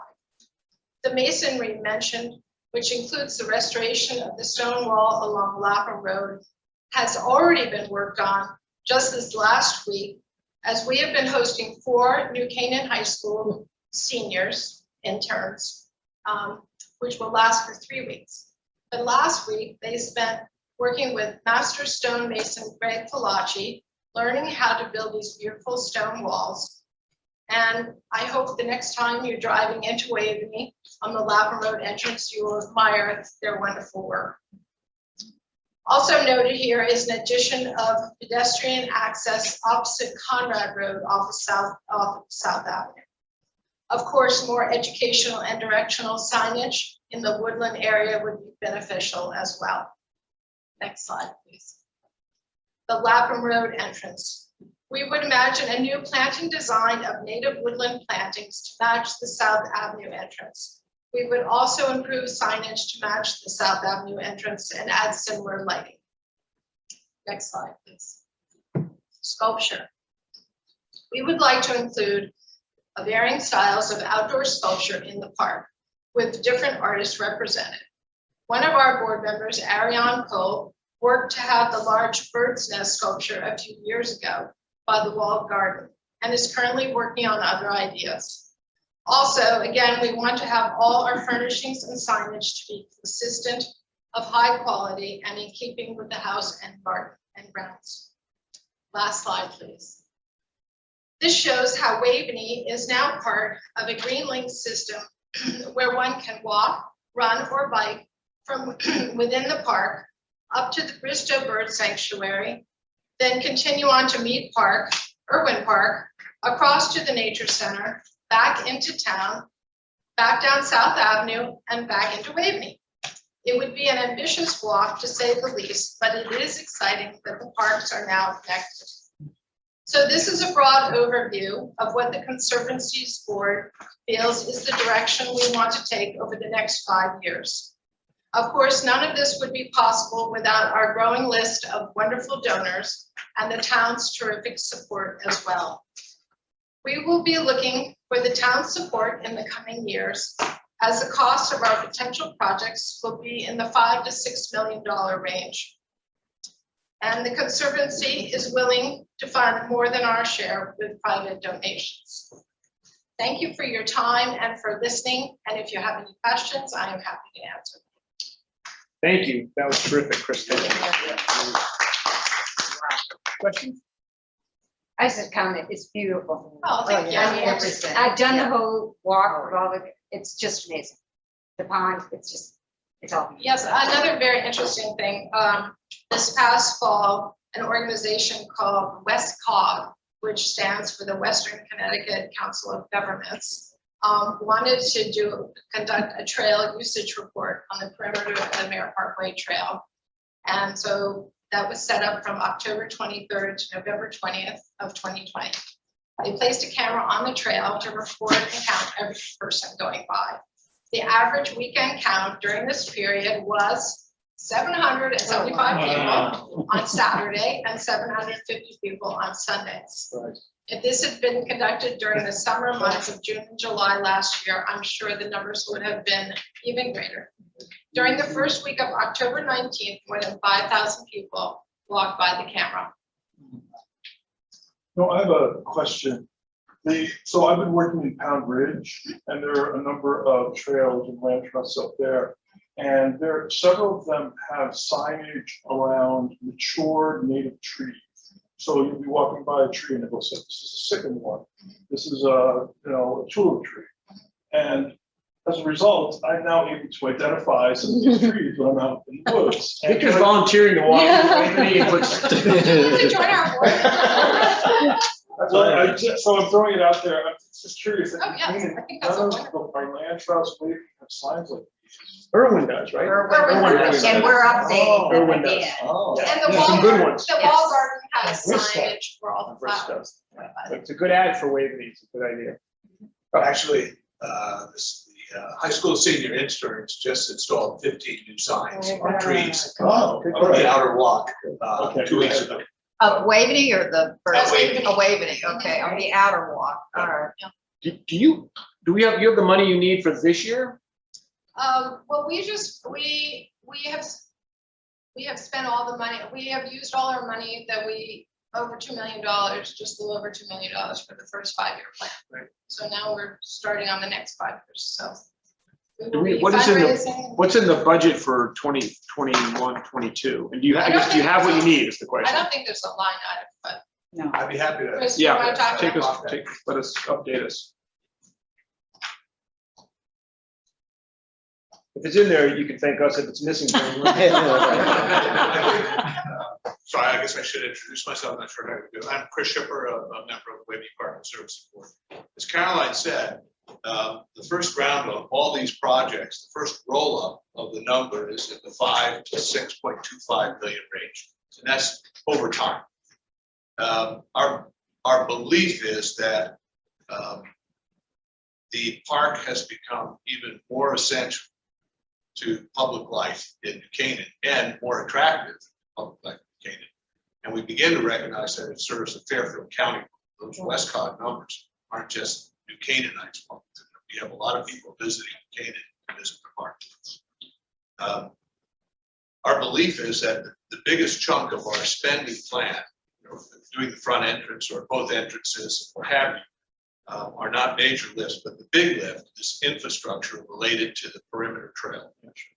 And that number, and we're very fortunate that Catherine Herman worked with us because she was on the Merritt Parkway Conservancy Board for almost 10 years. So she's got a very good insight into sound amelioration, visual. This park runs right flat up against the Merritt Parkway. And we believe that if we improve that perimeter trail, that's a piece of its infrastructure. That's where we're really going to be working for the town to say, what are we doing to make these trails better for public visitation? And I think that the number that we had first drafted up is in the region of 3.5 to 4 million to improve that whole perimeter, including some berm work to reduce the sound. We believe that there could be state funding possibilities to support that, Department of Transportation, private funding, but we believe we need the town also to say, hey, we're in too, because once you have two partners, it's easier to get the state funding and other parties to come in. And that would be a multi-year project? It would be a multi-year, and it would be you build, learn, then extend. And we would probably focus first on that entranceway access that runs from South Road onto the Merritt Parkway, because what happens is it's lowest grade, cars accelerate, the noise level is highest. You can hear it all the way up to Jenny and Meadow and the Anderson Pond. So sound management is a big challenge. We would, Linda, you can say what is the Waveney Park number, but we feel there's probably a pause in the budget right now. But we believe we should be layering in that 5-year planning this kind of infrastructure. It's no different than roads or sidewalks. This is important town walkway, and in particular, the Greenlink concept is going to become very popular. As more and more people are meeting up for walks. They walk in the park or they stop and get a coffee. Well, I guess the question is, what is the ask for this year and next year, if anything? I was going to refer to Yeah. Tiger. Tiger, do you know, is there, I was looking at the capital plan. Is there a 5-year master plan project this year? The Conservancy's never come forward with a request in the past. So that'll be something you'll do this year. We'll come to you. For the budget that starts up in November, December. We believe so. We believe that's what we're signaling to you. Perfect. Okay, good, excellent. Thank you. Thank you. Telephone? Anything else? I'd just Carolina, like, Chris? I'd just like to add to their comments that, with all of these plans and all of these investments comes maintenance. And as you know, we added a little bit in maintenance this year. This is going to continue. I mean, Public Works cannot do all this without more tree work and, increases in at least part-time help in Public Works, especially during the summer. It's just become overwhelming because it's Mead Park and it's the renovation and it's the athletic foundation that they're undertaking. It's the changes at Irwin Park and our constant upgrades. It's everywhere. It's so Kiwanis needs work. No, it's a good. It's a lot. It's I a mean, good we point. have to really be mindful. It's a good point. Put that plan together for us to put into the budget going forward. Yeah, for sure. Great. That was great. Thank you. Thank you, John. Great update. Thank you, everyone. Thank you both. Thank you. Good night. Okay, Good night. Linda. How are we doing? Okay, I have quite a few moving parts here. so Yeah, where do you want to go first? Does everybody have this on their tablets ready to share? I'm going to share my screen. Can't remember that. There you go. Imagine that. It works now that we're in the building. Okay.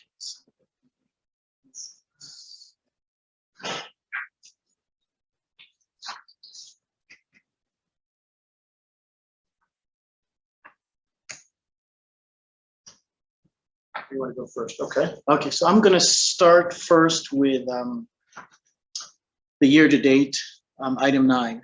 year-to-date financials, just to kind of talk where we are as of May 31st, and then I have some more current tax revenue numbers as of June to kind of show where we are more updated than these numbers. And then I will briefly discuss where we are in terms of year-end projections now that we're almost at the end of the year.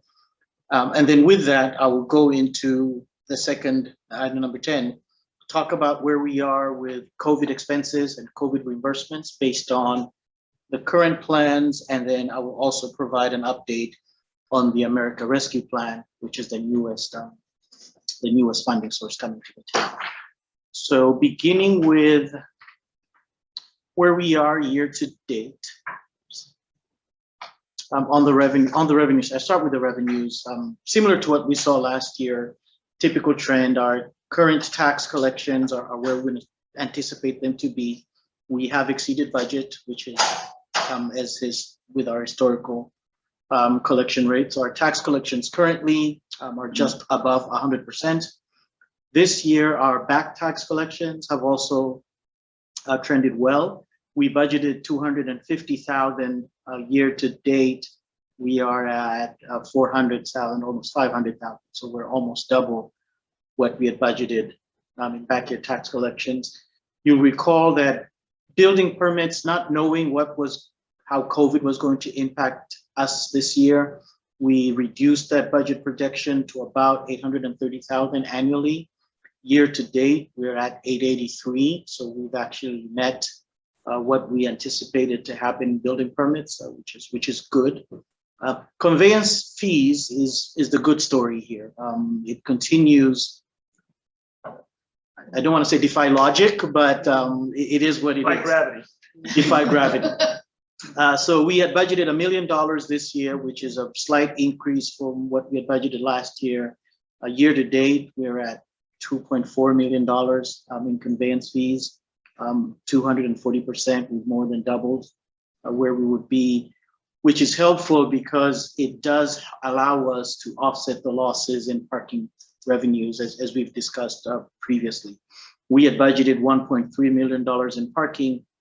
Year to date, we've only received or collected 230,000 in parking. And as you recall, the Board of Selectmen extended that the window for not paying commuter lots until September. So we don't anticipate this amount to increase that much significantly before year end. It is actually less than where we were this period last year, where we were at 570,000. So that conveyance fees is making up for that difference. And then the other revenues, the tipping fees, the excess cost grants, those are all coming in where we would anticipate them to be. So when you look at all of the town revenues combined, year to date, we have actually slightly exceeded budget. So there isn't much in terms of lost revenue on aggregate. $1 million, it's more than slightly. Right. But again, we budgeted 98.5, so True. we build in that. True. We build it. And I think that it's helping up this year because it is making up for that loss. And then on the expenditure side, we are where we would anticipate to be. And let me scroll down here. I would like to point out that, when we initially approved the budget at the beginning of the year, we approved the budget with a budgeted drawdown of $4.5 million initially when the budget was approved. We have made 2 special appropriations throughout the year, which have added to that budgeted drawdown. The first special appropriation we did was the 1.5 million, which was for Board of Ed COVID, that was transferred to their non-lapsing. And then you'll recall at the last meeting, we did $1.9 million for the transfer to the internal service. So combined, that was an additional $3.5 million to the budget, which increased that budgeted drawdown from the initial $4.5 million to $8 million just based on budget numbers. But even with that, currently we're at about 85% of budget with about 4 weeks left in the year as of May. But everything else is trending where we would anticipate it to trend. And as we continue with this presentation, we'll talk about other revenue streams that are coming our way.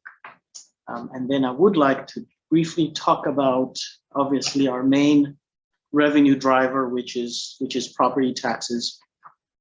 And just to kind of show you where we are, and I'm sharing this on the screen.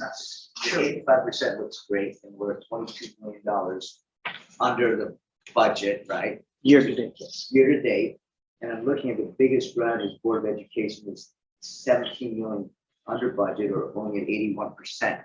Is that due to a timing of charges, or is that they're gonna come in significantly under? The 17 million is a big number. It is. If you recall, the Board of Ed, in June, they do the balloon payment for the employees. And so we have about $8 or $9 million just at one time towards the end of the year. So it's just the cycle. So it would get caught up. So with Board of Ed, yes. You think it'd be close to the 95% of budget, or where do you think it's gonna end up? No, and you'll see that in the next, when I do the projections. I've had discussions with Dr. Keating on where they think they would be with COVID. Board of Ed right now is looking at coming in under anywhere between $1 million to $1.2 million year over year with from budget.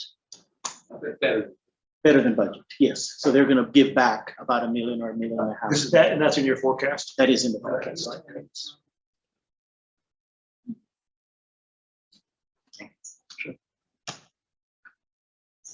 And then just looking at year-to-date revenues, beginning last year when we did the 90-day deferral, I asked Roseanne to kind of just to start projecting where we are, looking at year over year, just to see how we're trending. So beginning, I show here where we were April of last year compared to April of this year through May and through June, just to see where our taxes are in terms of collection rate as a percent of total budget. So you see that if I go to June, last year we were at about 142 million, almost 143 million, about 102% of total revenues collected, including sewer. And this year we're pretty much where we would anticipate to be. So we're at 102.6.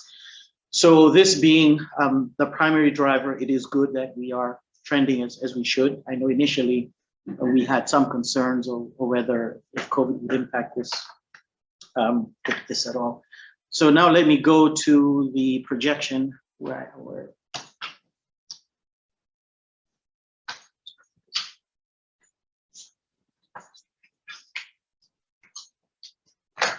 so I'll start with the expenditure, and this is kind of what I shared before. So if you look at the original budget,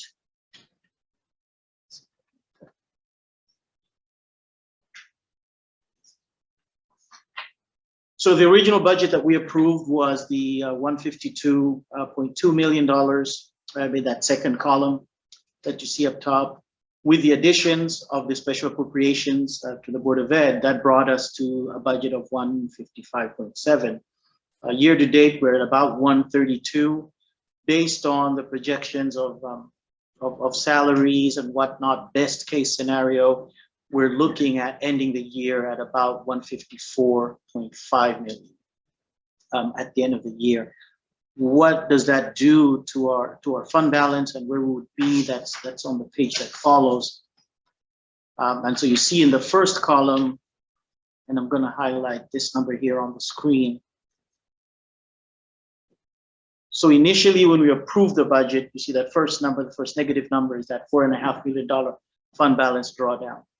When we did the subsequent budget adjustments to the budget with the Board of Ed, it brought that to about $8 million year to date. And again, we're at about $15.5 million ahead. But again, there's those big ticket items of expenses that we're talking about. Based on what we're projecting the expenses to be and the revenues to be, we're looking at somewhere in the tune of $5 to a $5.7 million drawdown compared to that $8 million drawdown that we had when we did the revisions. And that is primarily driven by those special appropriations to the Board of Ed, which was the intent, was to draw down on the fund balance so we could make those. What this does not include, which goes into my subsequent discussion, there is about $1 million in reimbursement that's coming to the town that hasn't yet been received, separate from the recovery, the rescue plan money that I'll talk about. And I have a slide. What's the reimbursement from? FEMA, we have about, and let me get to that slide. chart. Linda, before you jump to that, so, Sure. so the projected 5.7 million. Right. Is that reflected of the Board of Ed potentially underspending by 1.5 million or whatever the number was now? 1.2, yes. So in these projections, I did project the Board of Ed coming So out. that's That's what baked that says. Okay, thank you. Okay, so there's the FEMA and ICAs, whatever, FEMA. those, all that. Right, so this next slide here just kind of shows where we were in terms of COVID expenses and what we've received so far.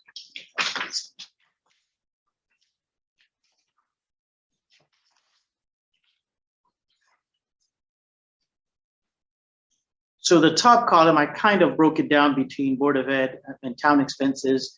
The majority of the Board of Ed reimbursements are through Board of Ed grants, and those do not flow through the general fund. And so these are projects that they run through the Board of Ed. It does impact the special appropriation drawdown that was given to the Board of Ed. That's in the non-lapsing fund. So to the extent that they get monies to replenish that, then they don't need to use the non-lapsing amounts that we gave. And so at the end of the year, once they've determined what they're getting from the various grants through the recovery, through the CARES grant, and through whatever monies they get from FEMA, they will tally that up at the end of the year and make a determination that, you know, the town appropriated $1.5 million. Of this $1.5 million, we've received $1 million or $1.2 million from the state, and therefore we no longer need this, and that will be refunded back. So again, that's not reflected in that fund balance number. And so once we close out the year, we will have a better picture of where that is. But year to date, the Board of Ed has received $397,000 in total reimbursement related to COVID expenses. This morning, Joanne reported to the audit committee that there is an additional $440,000 in grant funding that they're getting this year for expenses. And so that will offset the funding that the town provided for them to address those COVID expenses. And so those, we'll see a truing up of that at the end of the year. On the town side, so far, are there any questions?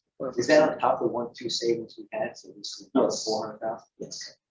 Just to be clear, back to that $1 million of reimbursements, that's not factored into the fund balance draw. Correct. So it could be 4.7 because of the real. Okay, got it. On the town side, we've so far received about $270,000 in total reimbursements between the general fund. We have some health department grants that came in, which is at $37,000. We did get notice from FEMA that we have about $160,000 that's coming to the town. We haven't yet received it, so those are not included in those numbers. And then we do have an additional $250,000 that we submitted to FEMA for COVID-related expenses since January through June. And so those are not baked in. So there's an additional about $410,000 coming in for COVID reimbursements that's not yet baked in. And so that's going to impact, again, that fund balance drawdown, depending on when we get the funding. If we get it this year, it'll impact this year. If it's next year, I mean, it just rolls over, so we'll incur it then. And then we also found out from, we did spend about $470,000 in the storm expenses in SAES, and we were down with internet and whatnot. That is coming from FEMA. With some indirect cost, we submitted about $530,000 of reimbursements, and we anticipate that we will also get that $530,000 in reimbursements. We're not sure if we'll get that before year end. We may get that after the year is over. But if you add those pots of money, there's about an additional $940,000 coming to the town, just reimbursing us for those expenses that we use our own funds. And so that'll also impact that additional drawdown that we're anticipating. Is that both of us or just the town? This is the town. So the drawdown went from 5.7 to 4.7. To 4.7. Maybe down to 3.8. Could be down to somewhere between 3.8 and 3.9, depending on how the Board of Ed works itself. Well, and just this 940 you just. And the 940. For the, I see. No, it's 940 on the town, Yep. outstanding. And then there is an additional 400 Okay, so then Of the I counted board. them twice. Okay, got it. Okay, And that's where I am with the financial update and where we are with COVID. And then I wanted to kind of give you a brief update. Todd, you and I spoke this so just week. before you go there, any Sure. questions then on, the projections look great, then we'll be in terrific shape. Better than expected, probably. So where do we end up with the general fund balance? If you had to project. Right, so let me go back to that. Oh, And please. add another Please, million to that, so you're at 30. Yeah. Yeah, so we'll be at, right now, this at 20, yeah, because even with this, with these projections, without any of that, we're at about 29.1 million. So you have maybe another million and a half to that. So we'd be at about 30 million. Correct. And we would get there either before year end or we'll get that right at the beginning of the year. So then there is, as you and I spoke, the latest on the relief. Right, so then the final one, and I've been providing you some of these updates throughout, but I think we're at a point now where we've got some real numbers. We did get communication from the state through OPM of where we would be. And so essentially the state has actually, the Treasury has sent the state the Connecticut's full allocation of the America Rescue Plan Act funding. So the state has that funding and they have a distribution formula based on population that's going to the town. So, and then there's a separate bucket that's going to the Board of Ed. Board of Ed is getting about $1 million or so of that money. So the portion that's coming to the town based on the population is just under $6 million and it's in two buckets. There's a portion of that funding that's coming directly to the town based on population, which is a little over $2 million. And then as I mentioned before, there is a pass-through that goes to Fairfield County. And because Connecticut, we don't have county governments, they just split that by population to towns within the county. So New Canaan is about 2% of Fairfield County, so we're getting about 2% of Fairfield County's allocation, which is 3.9 million. And so total coming to us is 5.9 million. And that 3.9 equates to roughly the costs and revenues we lost? No, that's just the allocation based on population. That's just that methodology. Just the methodology of allocating. Apply for that by proving lost impact of that just. No, it's kind of funny how They they just did gave it. it to you, right? Now we're gonna spend it on these. They just give it to you, yeah. So we, We'll give it back. Well, tranche one, maybe that's what I was thinking. Yes, Tranche so- one of the 2.9, no, Right. that is coming right in. so the way that they're distributing that is of the 6 million, I'm just gonna say 6 million.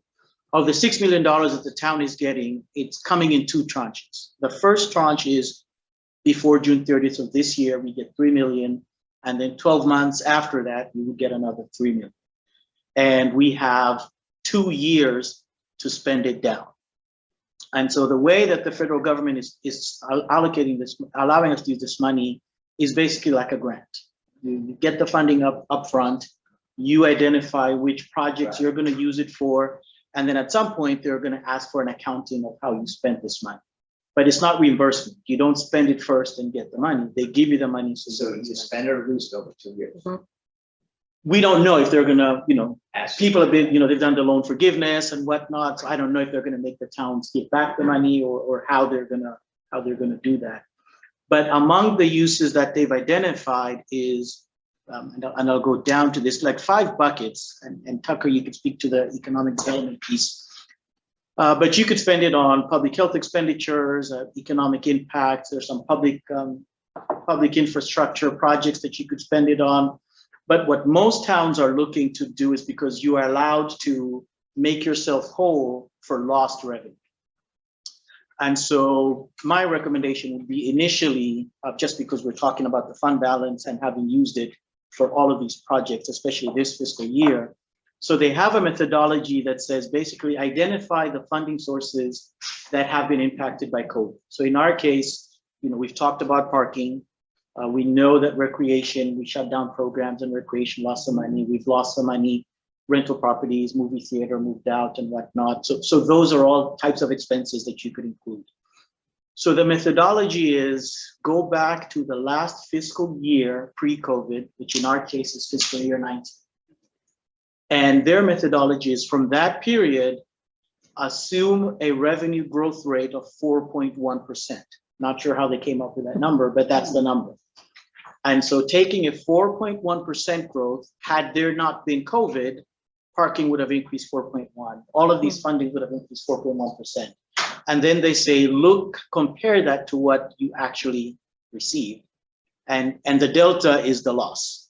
And so in our case, and I include this on page 2, Yeah. our calculated loss is about $3 million or so of that. So of the $6 million, you could say of that 3.1 million was compensating us for lost revenue. So that's really no strings attached. That's just is what it Right, is. that is what it is. Doesn't need to be spent. So now we just have to figure out how to spend the other 3 million, which is going to be allocated in 12 months. And so they have a list of things that you can do. Communities are doing it differently. Kevin asked me to kind of talk with other towns to see what they're doing. Some towns they've identified projects that have already been approved. If you had broadband project or sewer projects or one of those. So if you have projects that have already been approved in your capital project, you could use this money to fund those projects as opposed to bonding those projects if they already exist. Like a Some- cell tower, like a cell Like tower. a cell tower? Like a Library? Like a movie theater? Or like a movie theater. So you could do things like that. Some towns are doing like economic development grants to businesses that were impacted, but it's really up to the town to set up the process for doing this and then accounting for the funding. But that's kind of where we are. But really, we're looking at $3 million to make up for lost revenue. That would go to the general fund. Operated. And it's available, and then 3 million of additional new spending or allocation to existing spending. But Just to be clear on a couple process steps. So you've already submitted what we need to submit, or you do that tomorrow for the, I did that Friday, you did it Friday, so that's done. so that's done. Good job. And And we theoretically should get the 2993 within 2 weeks. by the end of the month. Yes. Okay. Then the second bit we've got to put together, we'll get a year from now. And then we have 2 years to Right. think about what programs, projects, cell tower, those sorts of things. That you could we need to apply that. invest in. Okay. Well, great update and good story. Any questions? Yeah, I'm just curious, if you look at lost revenue for parking, the money that's coming in, does that have to be spent in the area of parking? Or No, is it so that- really a broad? That's very broad, and so, and that was a common question because people have, different revenues. The exception was utilities. If we owned a utility, you can't use it to make up for lost utility revenue. But any other town revenues that you've lost, regardless of how you do your internal accounting, you could apply that to the general fund or whatever funding to make up that lost revenue. It doesn't have to. It doesn't have to be. And you can't do for specific tax losses. related. Okay, all right. Well done. I mean, it Great. gives us, Great. Trust me, when he told us about this, we were all coming up with ideas. Yeah. yeah. Tucker has a few. I have a few on the top of my list. It's Good. like, That's good. Robert Ritter here. Good. Just think about. that gives us lots of flexibility. So that 3 million that comes in June goes to general fund? Yes. So I talked to Joe, our auditor, and the way that because I think we want to have a nice way to track it, just to account for it. And so the town we have a grant fund account, and so we'll create a project accounting. So when we get the money, it'll go into that project funding, and then we would reallocate it to the general fund. And then as we determine which other projects we allocate this funding, we do it that way. But we would have a nice clean way of saying, this is how much we got and this is how it went out. Well, and that 3 million is not yet in your 30 million number that you gave us earlier. No. So it's 33. Truly. Yeah, that's One, just one, Yeah. what would be helpful over Sure. a period of time would be the do's and don'ts. Are parks, trailways at Waveney in or out? You don't have to answer now, but they'd be good because we shouldn't guess every month, right? It would be great to just know, here's 100 things, right? It could be the library, yes or no. Is it the movie theater, yes or no? Is it a cell tower, yes or no? We should know what that is. because we're gonna start planning, and it would just be helpful for us not to get, maybe some gray areas for your questions. And the process of who decides and how. Yeah, exactly. Yeah, and that's what many towns are now trying to figure, because this is new, is, who develops who puts together economic development grant, who puts together the guidelines, who makes the allocations. We're a small town, and at the end of the day, 6 million is a windfall, let's be honest, and it's terrific. But some of these towns are getting, Yeah. Oh. Darien got one. how much, Did they? but Yeah, I but think, still, what did Hartford get? What did Bridgeport get? yeah, What I did think Stanford get? Norwalk got got like 40. 45. Yeah, they Yeah. need a committee, because that's gonna be That's very contentious. contentious, and, so I wouldn't expect it to be, but anyway, Just a little bit more. we have a few more people, if it's by head count, it makes Yeah, sense. it would come Okay, out. any other questions on this? I mean, this is, Just a quick question, when's the second tranche coming projected? They didn't have a date, but they said within 12 months after the first one. So we should see it in fiscal year 22. we didn't talk about the internal services fund. Where are they projected to be at the end of the year? Because we're watching that now. We agreed to a quarter. Let's not forget that. So I spoke to Joanne this year. I think when we last spoke, we said we typically don't close it out. We won't know for That's right. sure until September. July, October, yeah. But there are things like what we heard today, the stop loss insurance, because they factored an increase in stop loss insurance. I'm not sure where their numbers are coming in, but that's going to be a factor of that. I did see that their projections for claims is probably going to be lower than what they had initially. I think so far they received over almost $1 million in stop loss reimbursements, and they weren't sure when that was going to happen. And I mean, we all committed, agreed. We're going to keep an eye on that. We're not going to have a fund that should be at 2 or 3 million at 7 or 6 or 8. We're just going to, they are ahead of projections. I think they're going to end the year much better than what they projected. we're not surprised, and that's okay. But what's important, it's okay, but what's important is that we stick to what we agreed to, okay? So I just want to make sure that's. So I think when we close the books, and we'll know by July or August, as the audit work progresses, we'll know for sure where they are with the claims, where they are with the revenues, where they were. We'll know what their stop loss premiums were going to be next year. So we'll have some pretty good numbers, better numbers, but next time, and even more better numbers in Well, August. we agree that whatever the number is at the end of June, if it came in higher, then they need less money from us next year to get to the numbers, right? That we're not going to continue to have an overage. Yes. That's what I think we agree on. That's, yeah. So we were truing that up in September. I believe she said September, based on the June. At the end of the year, we agree plus 60 days, because we know that there's reimbursement timing, Michael. Remember, there's timing in terms of reimbursements. So I forgot the acronym. The DNR or the. But there's a true up. Incurred, IBNR. IBNR, yeah. Okay, okay, anything else on this? Good, great update. Any other questions? That's a very good. Okay, thanks. And we have One last item. one other item. Well, So as we Yeah, discussed here, let me stop sharing. Andrew's here. he is. As we discussed at the last meeting, we had been working on the Here, I can stop. banking RFP, thank you, the banking RFP. And we did have a committee together, and we did make a recommendation to the Board of Selectmen on the main banking services to go with JP Morgan Chase, and the Board of Selectmen have approved that. And so right now we're working with JP Morgan on the paperwork and the contract, and we're going to have the town attorneys review that and then bring it to the selectmen for signature. We had 5 total banks bid for the banking services.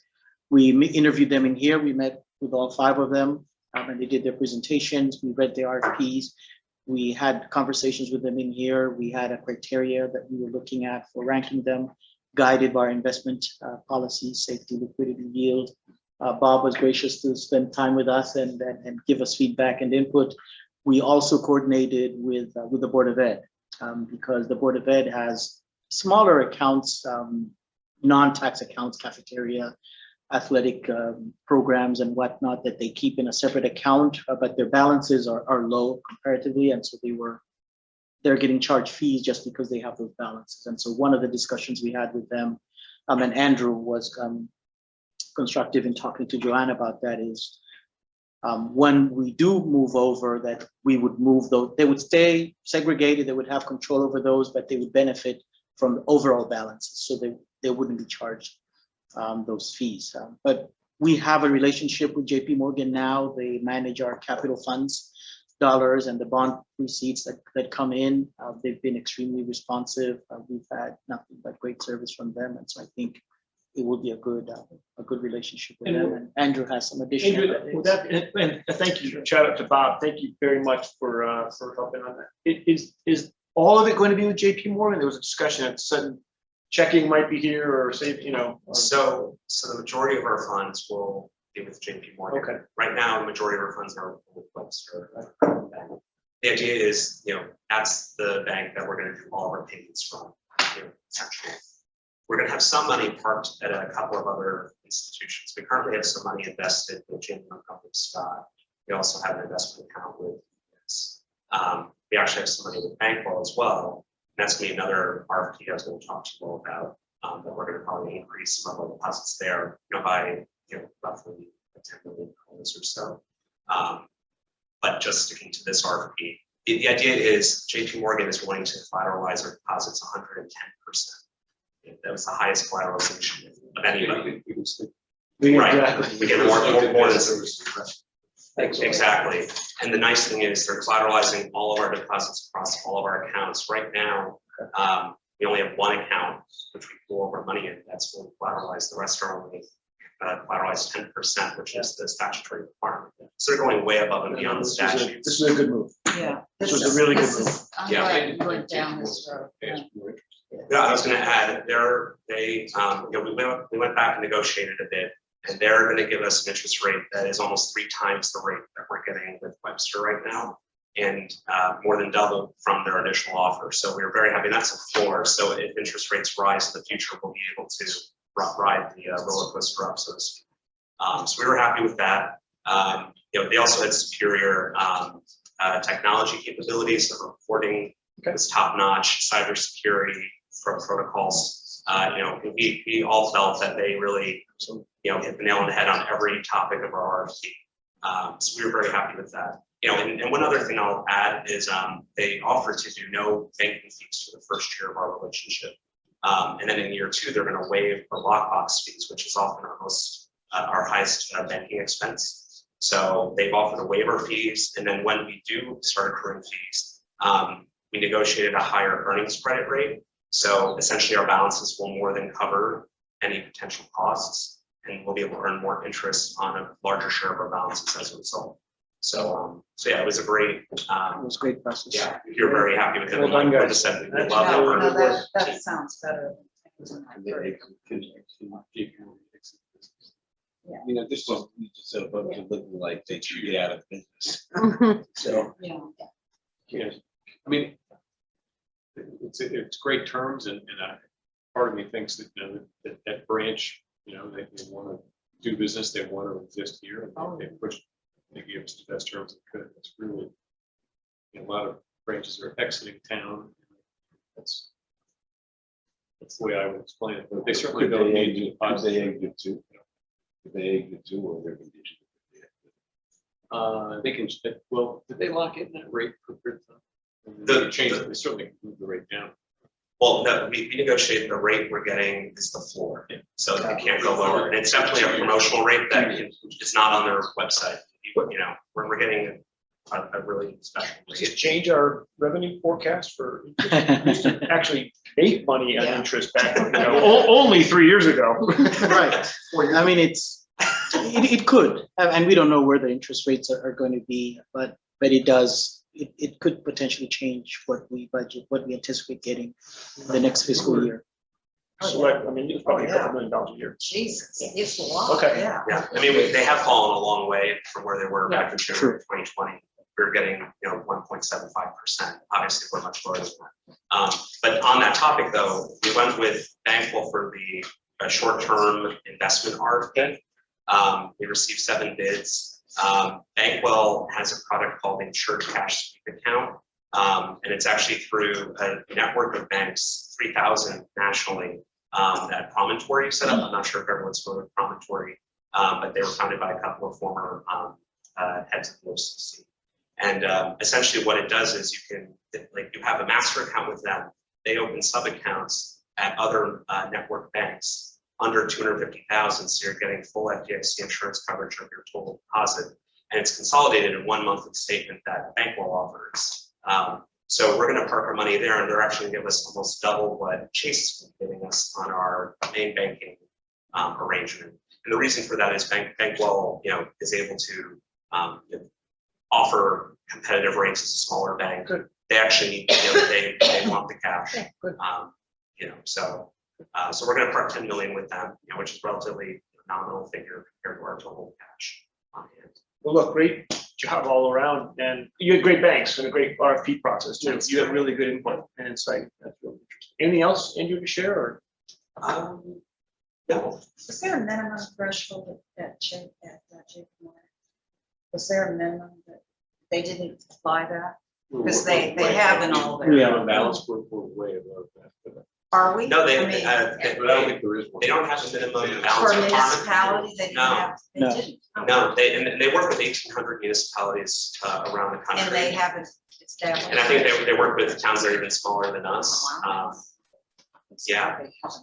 Oh, one other operational enhancement. Interesting for them, sorry, on that note, interesting for them, 3,000 municipalities that are all about to get millions of dollars. Yeah. Yeah. Smart Smart move. Smart for them. Business. They just Right. figured it out. know this is all coming. Jamie's all over this. Anyway, An operational improvement that is nice to have is they've agreed to take on our check printing operation. So instead of us doing that in town hall, we would essentially send them a file, like positive pay file, which is what they get today, except it would just have a couple of extra data elements. And they can actually print the checks and mail them out for us. And there's a cost savings as well as, time and effort savings. So we're very happy with that as well. okay, excellent.